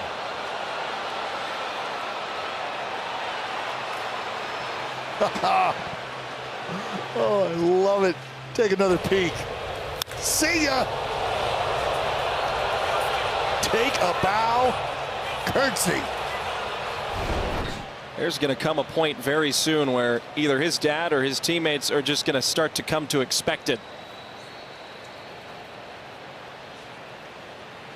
Celebrations aren't going to be as up and down jumping because the frequency of it is happening so consistently, especially to left. Well, look at this. Homers by direction. And it goes without saying what kind of pull side power he has. Popped up. Walker makes the catch and foul ground, 2 away. So understanding what kind of power he possesses and where you typically see most of that damage done from these big sluggers, which is to their pull side. More homers to the backside, more opposite field long balls for Nick Kurtz than pull side. And that is, I mean, that's the definition of easy juice.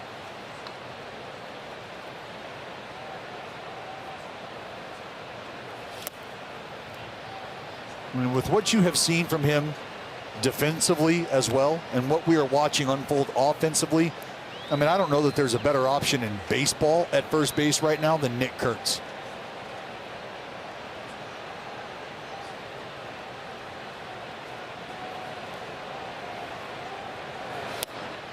You know, and something else to consider when you start to evaluate where he's at amongst first basemen in baseball. I mean, look at the extension. Beautiful two-handed follow through as well. But when you compare him to the rest of the crop of first basemen, and I mean, you start the separation, about 250 plate appearances or more. I mean, Nick Kurtz's name is all over the leaderboards.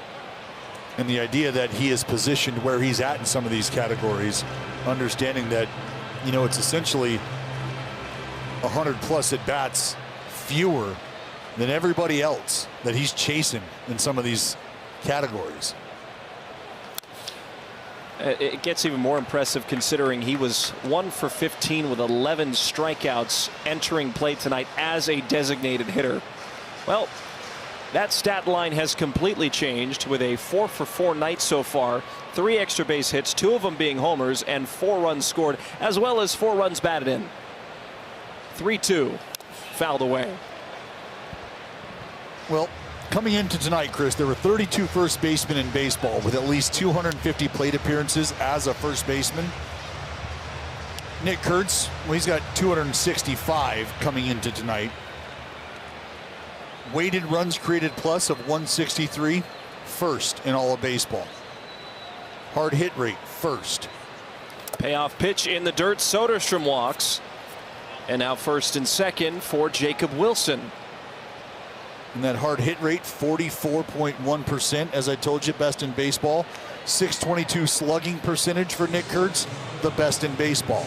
His 982 OPS, Chris, the best in baseball.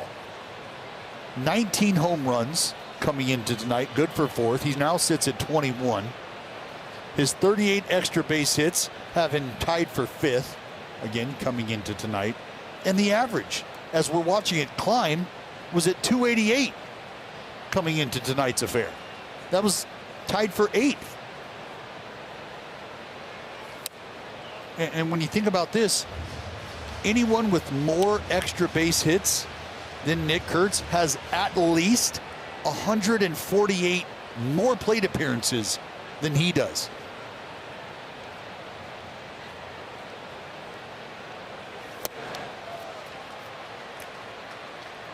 I mean, it's incredible. It really is. Other players are starting to take notice as well. Well, and I think what other players have done, and some of those numbers are also why you're paying attention. Think about the polar bear, the way he's been clubbing the ball. He had the most home runs on that list of first basemen with at least 250 plate appearances. Again, coming into tonight with 22. Nick Kurtz sits now just 1 behind him at 21. Difference is he's got 180 more plate appearances than Kurtz.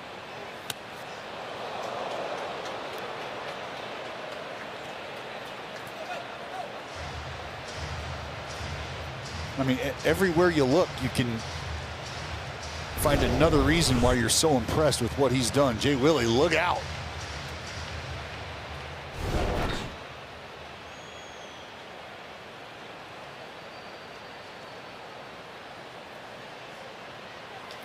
Two, fly ball to center. In comes McCormick, and he makes the catch. But Kurtz homers again. His second of the night, his 4th hit of the night, makes it a 10-2 game. Big ocean guy. From what I hear, though, we could have some visitors here around November. So you're more of an ocean person than the ever-expanding great cosmos. Yeah, yes. Yep. We've got a whole world here unexplored.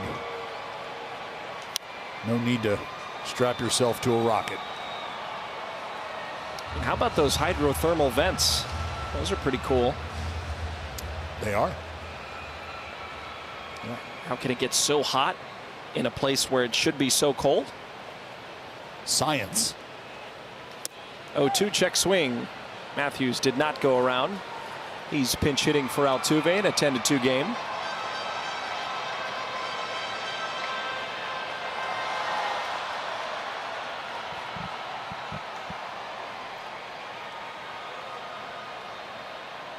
1-2, swing and miss. Struck out Matthews, and one is away. The A's nonprofit partner of the game program is here. We are highlighting local organizations doing great work all across Sacramento.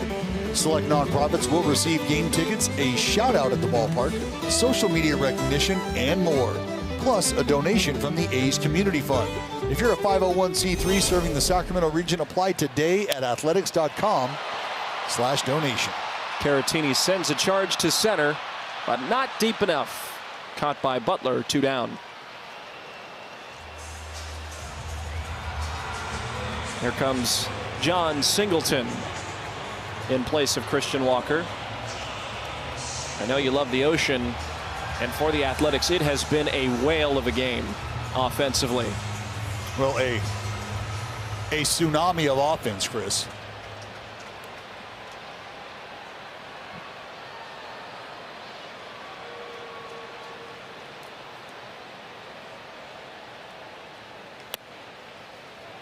Pitch high, 1 ball and no strikes.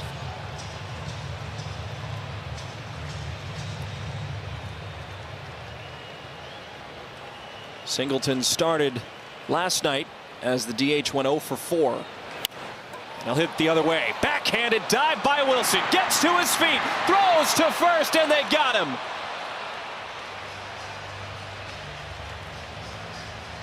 From offense to defense.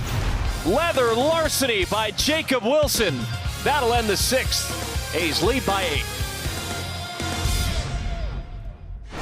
Well, let's take a look-see at our Cache Creek Casino Resort upcoming schedule. Next week, the Seattle Mariners come to town, then an off day on the 31st. Then August starts, and the first to meet the A's are the Arizona Diamondbacks in West Sacramento. Then back on the road with an off day Monday, the 4th. A Mid-Atlantic road trip against the Washington Nationals and Baltimore Orioles. 10-2 the score here. A's lead by 8 in the top of the 7th. It's Lawrence Butler up for a 4th time. He'll swing on the first pitch and miss. When it's time for a change, think Speedy Oil Change and Auto Service. Engine light on, we can fix that. It's Caleb Ort out of the bullpen. Right-hander on now for Joe Espada as we start to creep into the later stages. Line drive, and it's caught by Shea Whitcomb.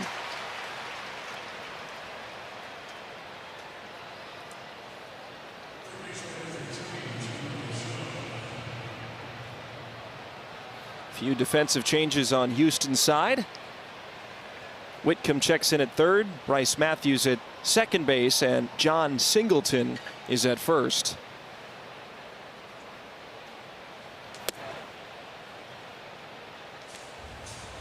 Gio Urshela 0 for 2 with a walk. And with the score opened up the way it has, Joe Espada opting to get some of those regulars off their feet.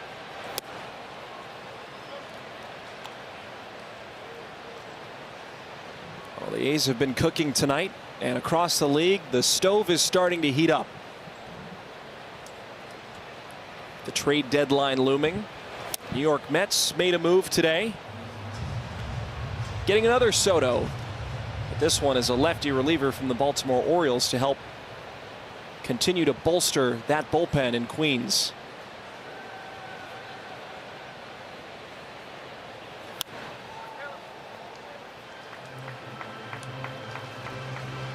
That will be an interesting finish in the National League East. Well, they've got some left-handers that I'm sure they'd like to be able to account for in that division. As Elvis Alvarado starting to warm up now for the A's in their bullpen. 3 balls and 2 strikes. And you see it. Mets and Phillies tied for first at 59 and 44. Miami is the 3rd place team. Well, it almost makes you feel like, hey, Soto, you're going to go get Bryce Harper. You're going to go get Kyle Schwarber. Do not let them reach base. Sound good? How about the month of July that JT Realmuto has had, too? He's really heating up at the plate. Last time I checked, he was in the 370s for the month of July.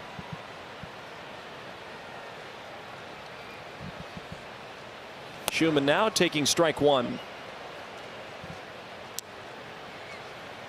Growing up around the Braves, you always thought that the big rivalry was Braves and Mets, with the amount of success Chipper Jones had against New York at Shea Stadium.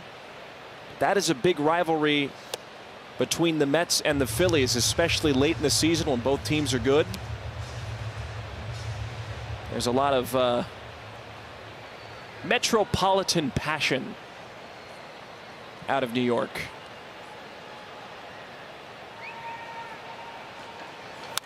Fouled away, now 1-2. Fanatical, yes. Maniacal at times, yes. Appreciated, 100%. I remember hearing a story about when the Eagles won their Super Bowl. Was that Nick Foles year? I think it was 2017. They had to Crisco. Yep, the lamppost. So nobody would climb up. That's knowing your city.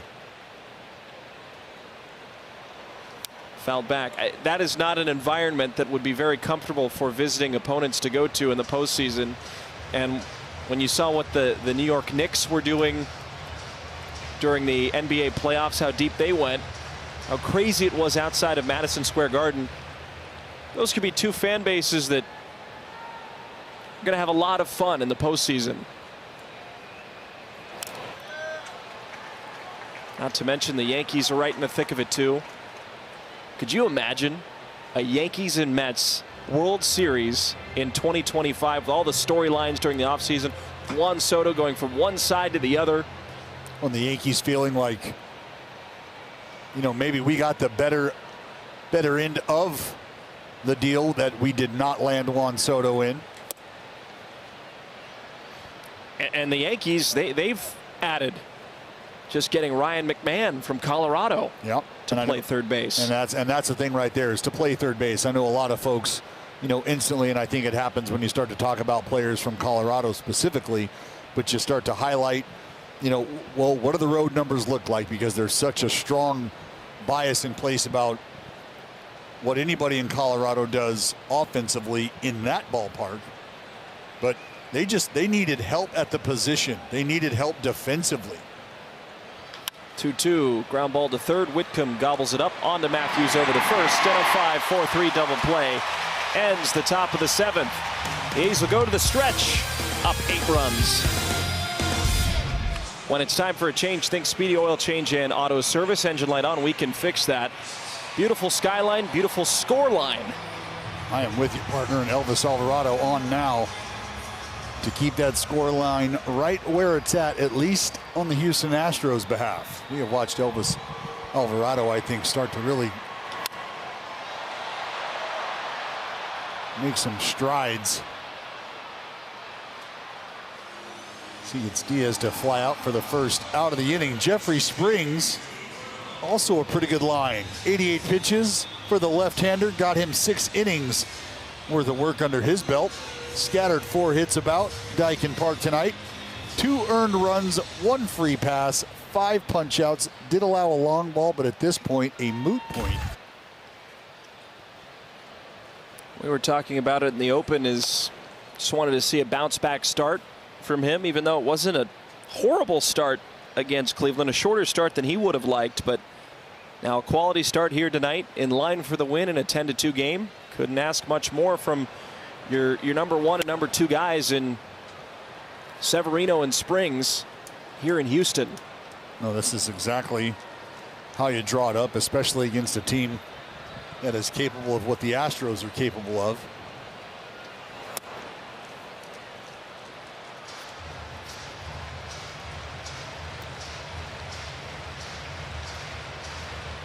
So Urias is at second, and Schumann bumps over to short. 3-1.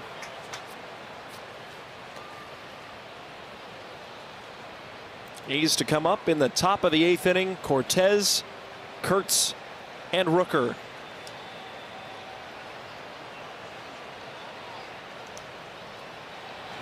Swing and a miss. 3-2. Well, there's a couple things that are sitting right in front of Nick Kurtz, and that's a potential 3-homer game. That is still the potential for a nice trip around the bases, a uniform trip around the bases. 3-2, and Alvarado battles back, striking out Hummel with a fastball at 100. Alvarado, a.k.a. the weapon in waiting. And you can see why. And I think what we've seen on him, even in this shot right here, just the head of Alvarado, how still it is.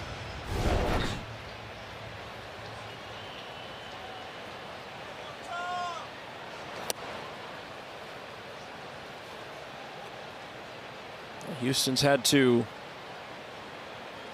employ a few different guys from the minor league. Shea Whitcomb back up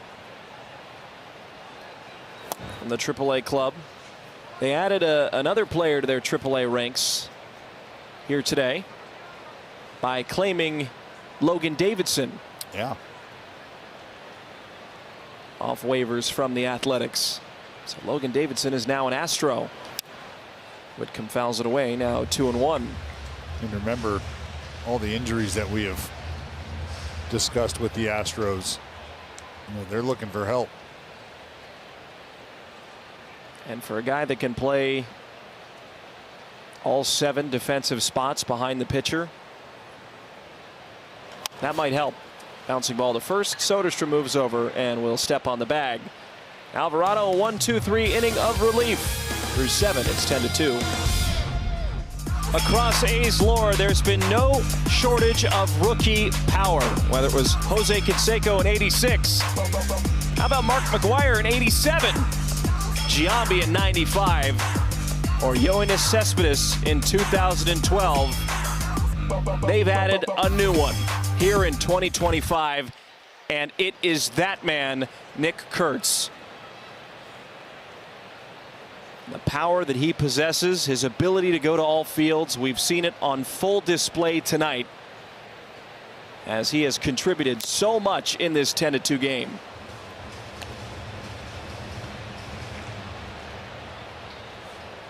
Well, his dad's getting a good shoulder workout in with all the fist pumps.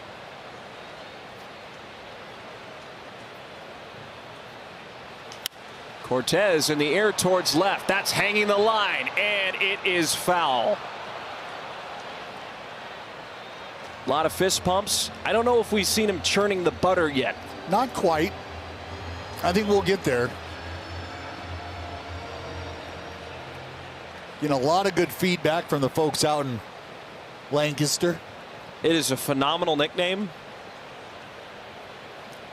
and you've had some good ones. The problem is now we're going to start spotting sections at the ballpark in West Sacramento where there's going to be people, instead of clapping, they're all going to be churning in one motion together. Love it. And visiting fans are going to be thinking, what the heck is going on? That's all right. They'll learn very quickly. Or they'll churn very quickly. Ground ball to short. Quite literally. He throws over to first.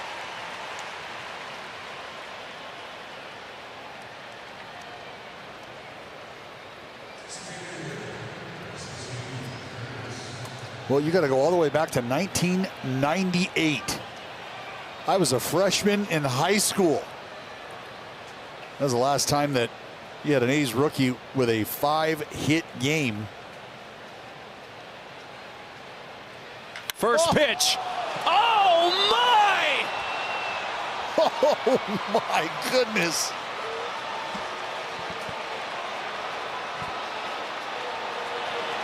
It's unbelievable. This kid is on another planet.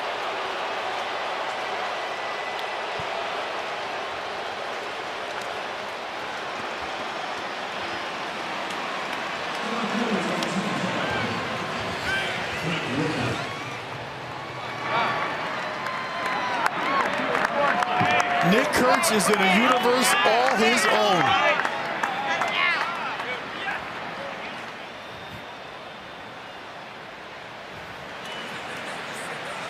That high-five line is very different than any other high-five line we have seen. His teammates at this moment in time are more so in awe of what Nick Kurtz is doing as opposed to celebrating what they're seeing. They've never seen anything like this.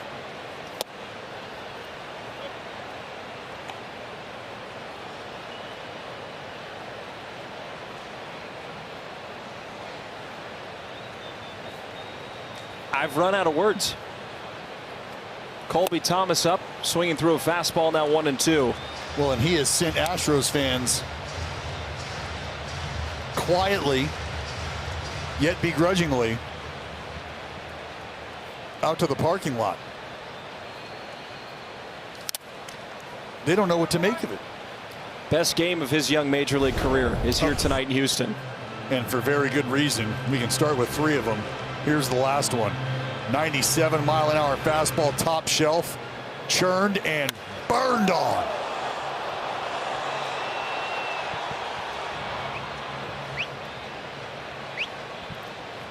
Raise a bar and raise a fastball. The big Amish can do it all.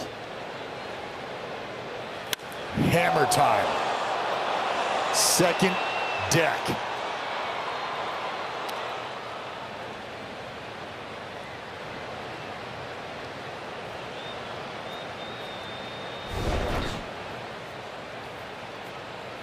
Swing and a miss.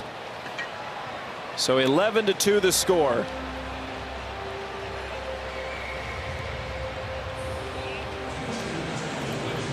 How about that? Last Athletic with a 3-homer game. Well, it was the Law Dog. And wasn't that in July in Cincinnati? Mm-hmm. Something about the month. I think it was August. It was during that tear.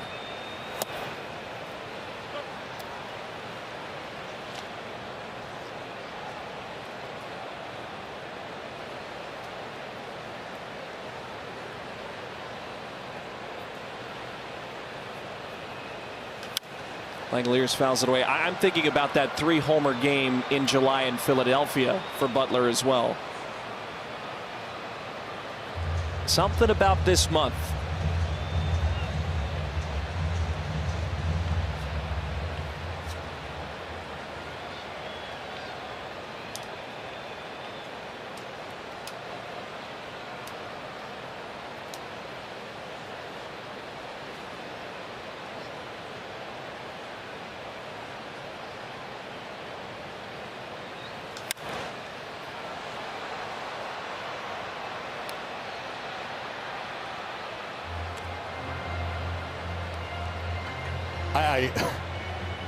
I sit here and I just try to think about what the future holds for a guy like Nick Kurtz and what you're seeing unfold right now.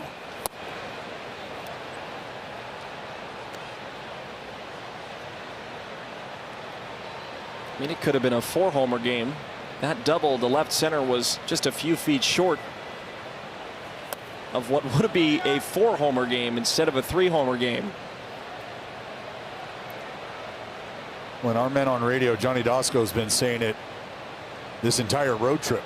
The 3-homer game is coming. The 3-homer game is coming.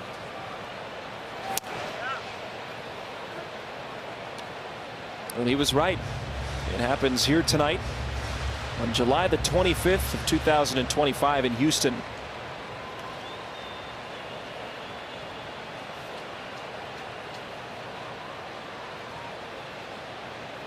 I mean, this is a night, as Langeliers works a 2-out walk here. This is a night that Nick Kurtz, along with his family, will never forget.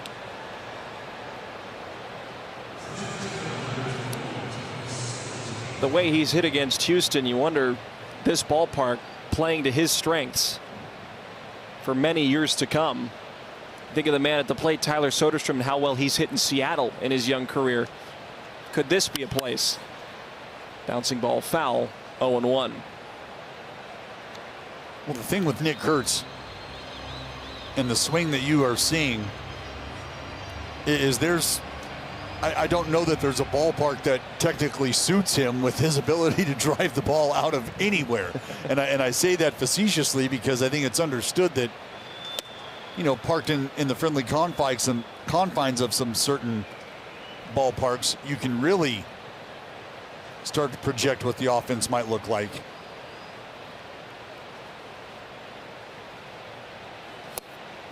But I mean, opposing pitchers at this point would just be better served to let Nick Kurtz walk up to the plate, let his song finish, turn around and throw the ball over the wall yourself.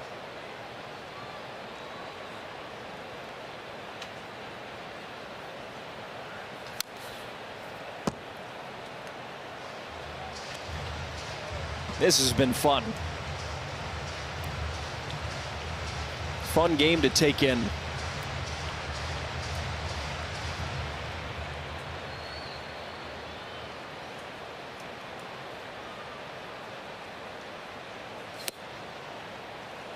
Now 2-2. Soderstrom's had a nice night. 2 for 3. A double, a homer, 3 RBIs, 2 runs scored.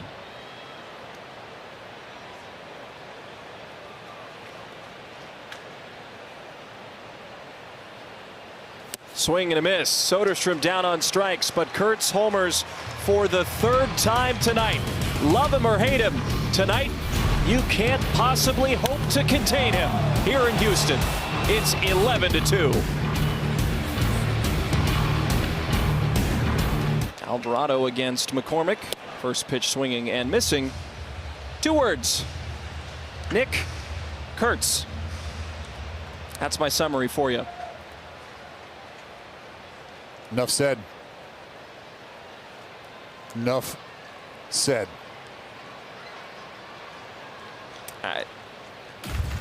I like to talk, and I haven't seen anything quite like this. This type of dominance offensively in a game where it's just being able to hit the ball anywhere he wants to at will. I mean, when you draft a guy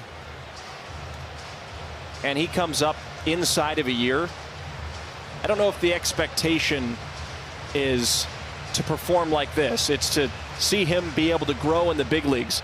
He is performing not only like an all-star, but like an all-star MVP.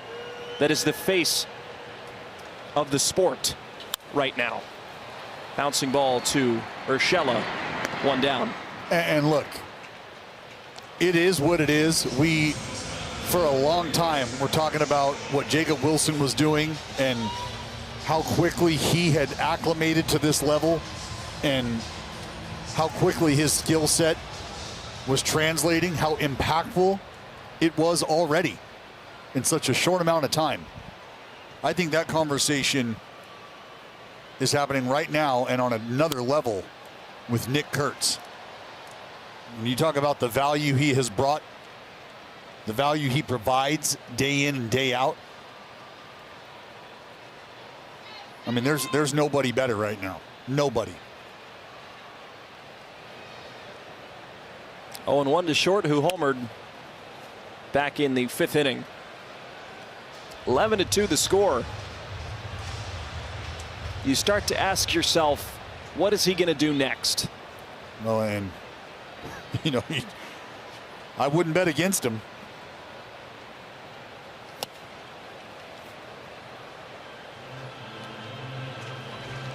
Like Jacob Wilson,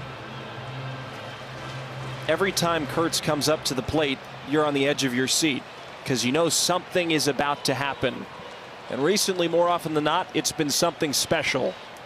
1-2, Alvarado strikes out Short looking. Second strikeout for Elvis.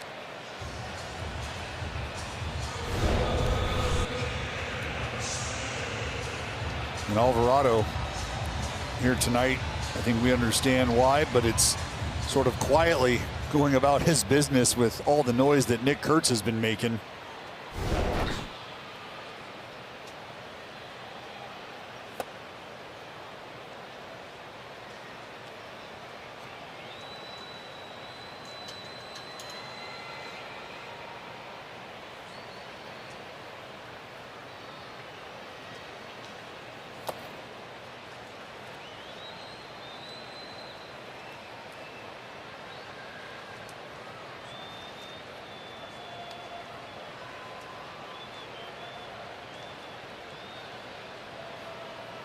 Well, for a group in Houston that is expecting Friday night fireworks after the game, they didn't realize it was going to happen during the game.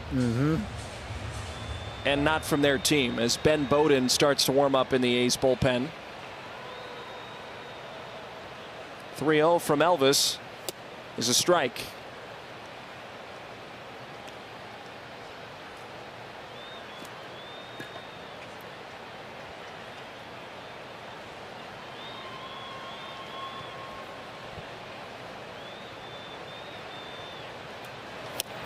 Three and two. Elvis has battled back into some counts. Has faced the minimum out of the bullpen so far. Sat down all 5 hitters he's faced, including 2 strikeouts. His 3-2 payoff pitch fouled off.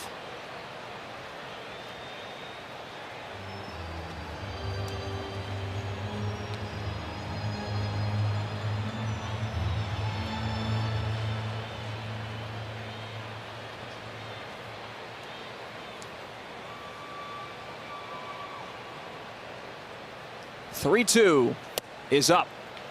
The inning will continue for Matthews.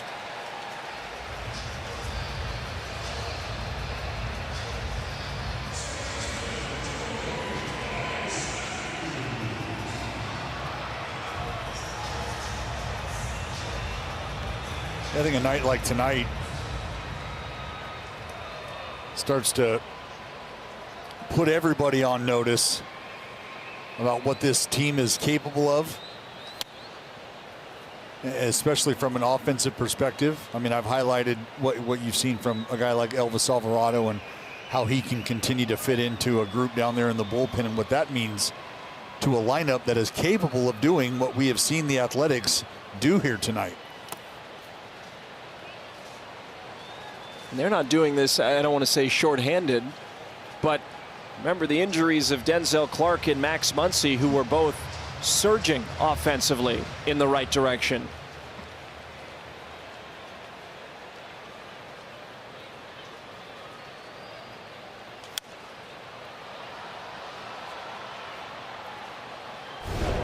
Well, there's been quite a few souvenirs deposited out in the ballpark tonight. That's homer number 3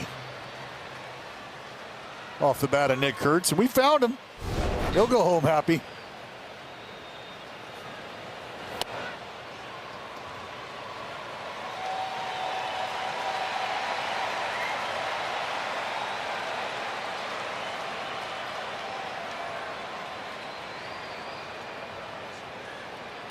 Two balls and 2 strikes. Now 3-2. Taylor Trammell waits on deck.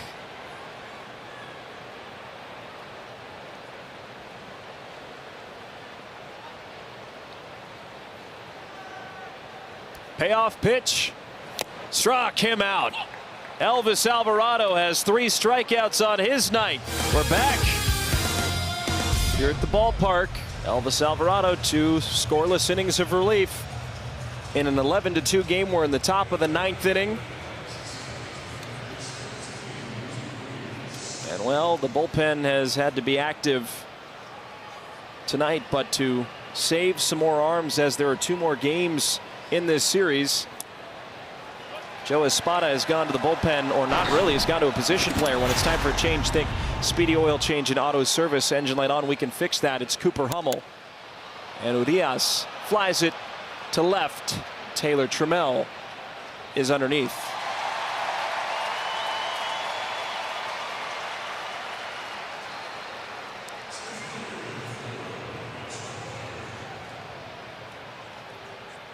Here's Lawrence Butler, hitless tonight with a pair of strikeouts, looking for his first.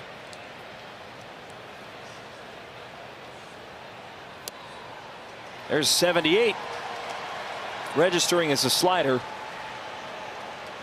I think that's probably his fastball.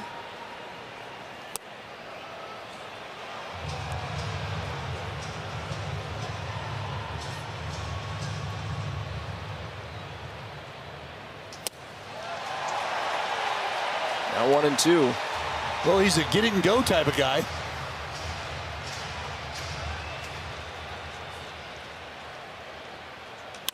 Line the other way and a base hit for Butler.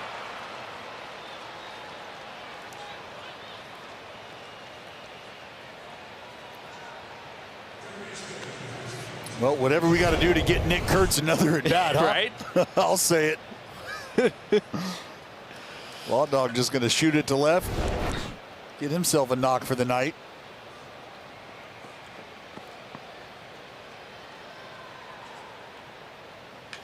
Urshela rips it to left. That'll drop down and kick off the wall.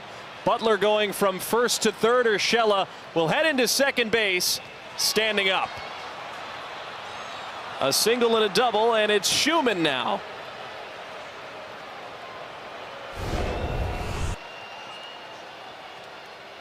Well, Gio just trying to open up and do damage here. You can understand why. You got a left fielder out there on the mound trying to put one in the Crawford boxes.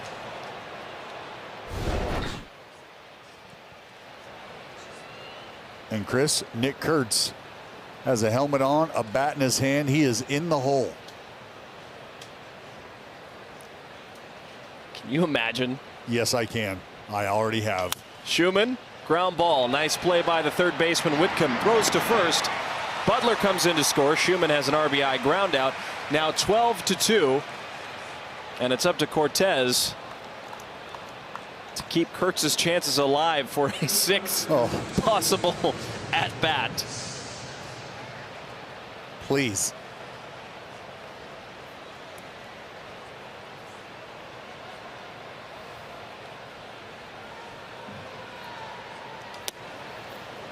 Strike one. I think you can understand if things start to open up a bit. Line drive through for a hit. Urshela held up at third, and the chance has come alive. Oh, buddy.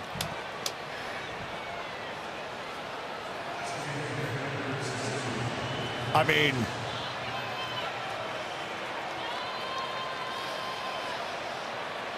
how about that? First player in A's history with 5 hits, 5 runs, 5 RBI, and 3 homers. Buddy, I might jump out of this booth.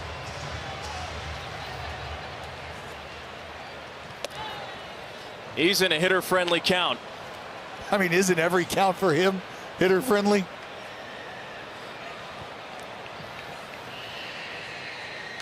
Swing and a drive deep to left. He's done it 4 times.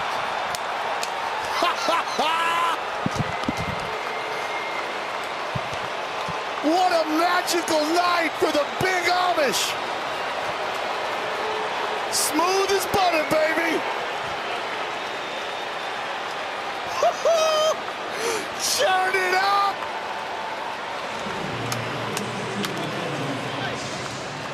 Incredible. Simply incredible. Oh my God. Oh my God is right.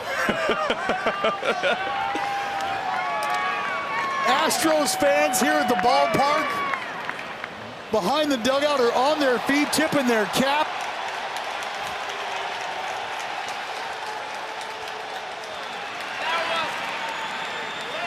First player in athletics history with a 4-homer game.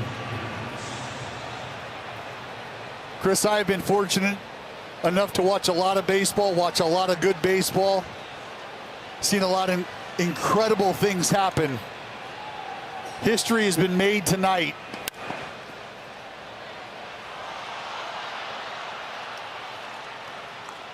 And I don't think you or I will ever forget tonight.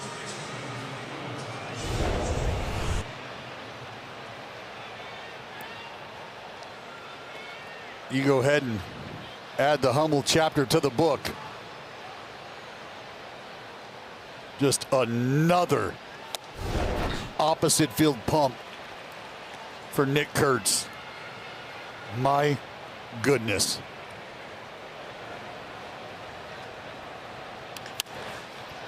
In the air, left center field. On the run, McCormick, and he makes the catch. This is something special, something out of a storybook. 6 for 6, 4 homers, and 6 RBIs, 6 runs scored. He has more than introduced himself to the world here tonight. Chris, Nick Kurtz tonight has as many home runs as the Houston Astros have total hits.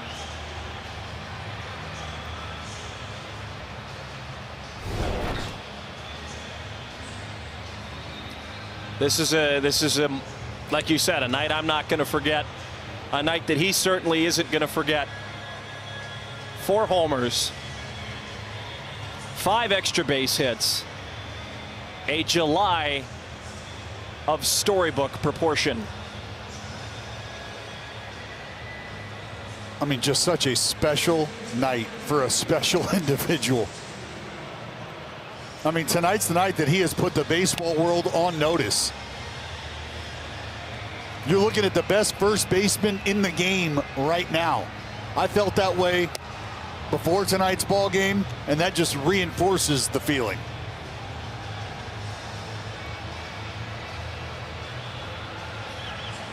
I mean, Nick Kurtz, the youngest player in baseball history with a 4-homer game.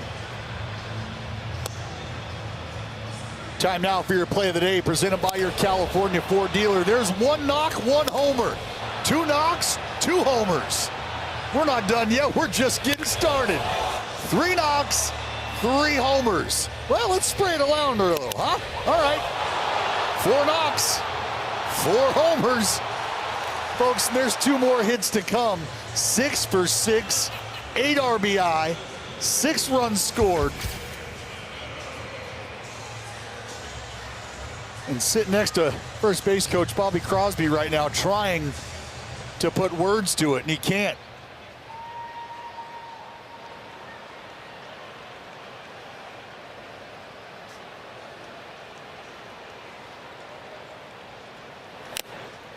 And partner, if you're wondering how the month of July has gone for Nick Kurtz, well, his .417 average is the best among AL hitters. The .488 on base percentage is the best.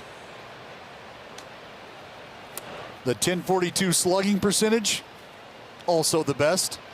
And you're right, so is the .1529 OPS. But the 21 runs he scored, those are the most. The 13 doubles, nobody has more. How about the 10 homers this month? Line drive in the alley in left center field. That'll drop down for a hit, and Trammell will attempt to take second. The throw in is good, but just late. Well, those 10 homers, those are more than anybody in the month of July in the American League. The 24 RBI, also more than anybody in the American League. And the 24 extra base hits, Chris, are also the high water mark in the American League. There has been nobody better this month than the Big Amish.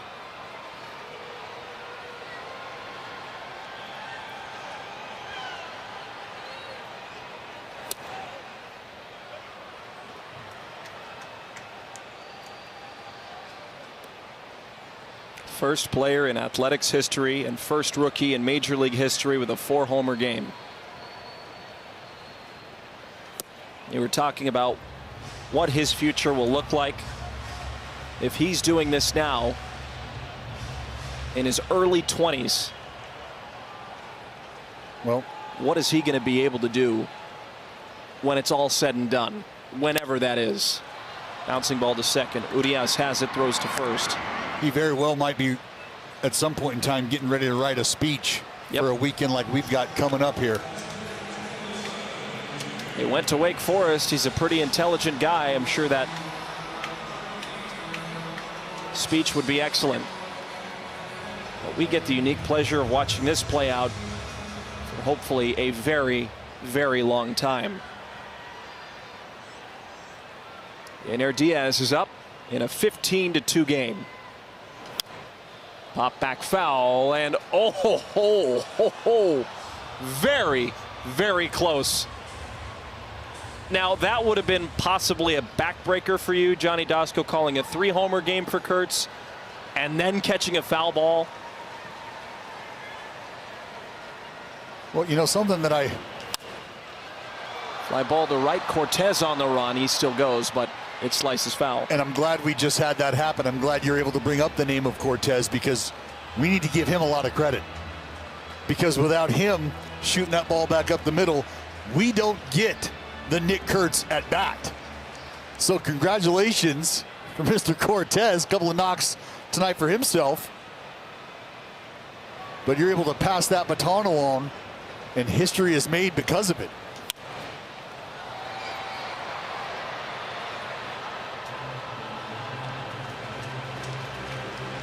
Okay.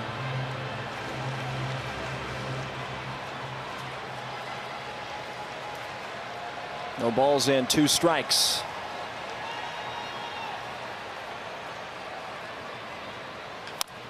Bounced foul. 15-2 the score. The type of game that can really start to turn things around in the right direction.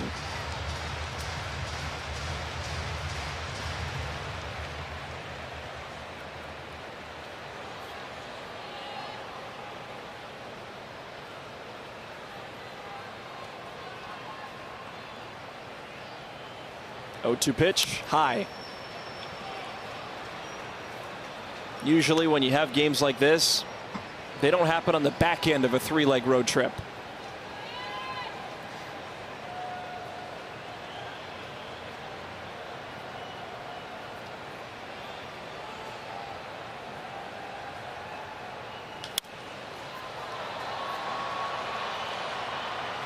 And this has been a Houston crowd that has been behind their team for years and years and years of success, and they have been silenced tonight by one man.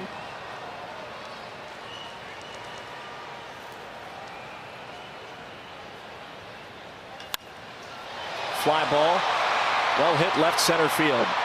Colby Thomas moving over, and neither of them can find it in the lights. Diaz going to push for second. He'll get there, and Trammell trots home to score.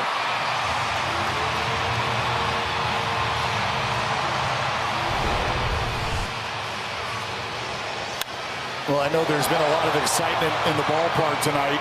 A lot of good things have gone your way. But you got to finish the ball game. I think you're right. It looks like a couple defenders just sort of lost track of the baseball.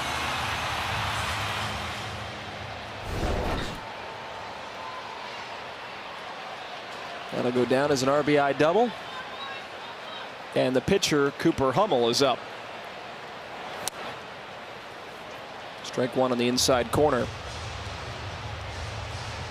As we speak, I know you have quite a few contacts in the game. I'm getting a boatload of texts talking about Kurtz, and they say all the same thing. You just witnessed history. Yeah.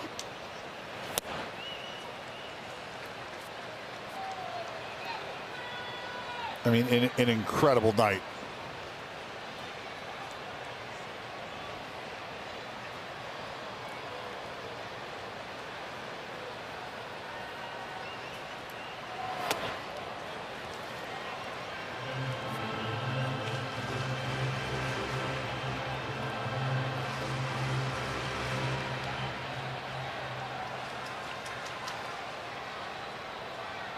Baseball world has been put on notice. We sure have. Loudly. Popped up and out of play. There's a new first baseman on the scene. He's the DH tonight, and he hails from Lancaster, Pennsylvania. He's 6'5", 240 pounds, 22 years old. And I know there's a Hall of Fame slugger himself by the name of Jim Thome, who is probably watching tonight, who has a huge smile on his face.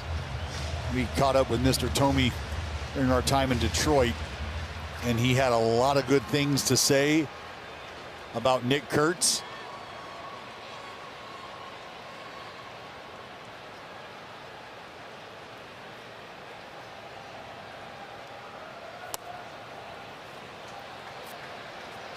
Three balls and two strikes. The Athletics having scored tonight in every inning but two, just the fifth and the seventh, the only scoreless frames. In the air to right, drawing Kurtz back. Now he slows and makes the catch. Diaz will move up 90 feet. The Astros are down to their final out, and it's Shea Whitcomb coming up.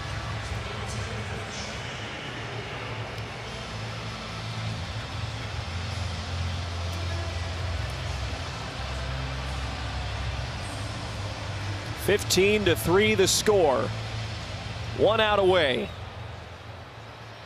from a historic individual performance and a big Athletics win. Strike one.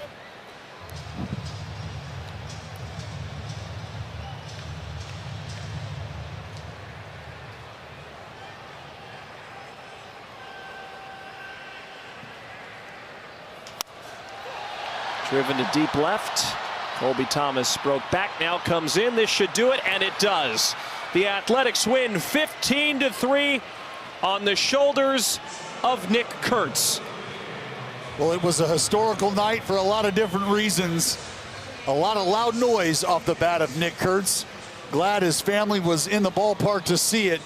This will be a night that none of these guys on the green and gold will ever forget. A's win tonight 15-3 on the shoulders of Nick Kurtz, the first major league rookie ever to have a 4-homer game.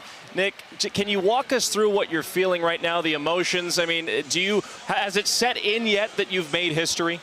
No, I can't. You know, it's hard to think about this day being, you know, kind of real. It still feels like a dream. So it's pretty remarkable. I'm kind of speechless. Don't really know what to say. I was going to ask you, man, how do you put in perspective, and you and I have kind of talked about it at times, but you're just a year or so away from being drafted and understanding you're just starting the adventure of becoming a professional, let alone a big leaguer. And here you are today, as Chris said, the youngest man to have a 4-homer game in baseball history, the first rookie to achieve this mark. What does it mean to you to be able to have this moment so quickly, so soon in your young career? Yeah, it's absolutely crazy. The thing a year ago, I was probably in Arizona right now, right after the draft, and just getting ready to go out and, you know, play in Stockton. Now I'm here, and, you know, today kind of happened. It's insane. I don't even know what to say, Dallas. I mean, I got no idea. Well, yeah. Nick, today is made even more special knowing that you had family and friends in town watching it. They've always known that you've had these abilities. I mean, what do you think was going through their heads as this moment happened? Yeah, I have no idea. To see Pops and Mom there and the godparents as well. So it's pretty awesome to have them here. I just got in this morning, so for them to be here is really cool.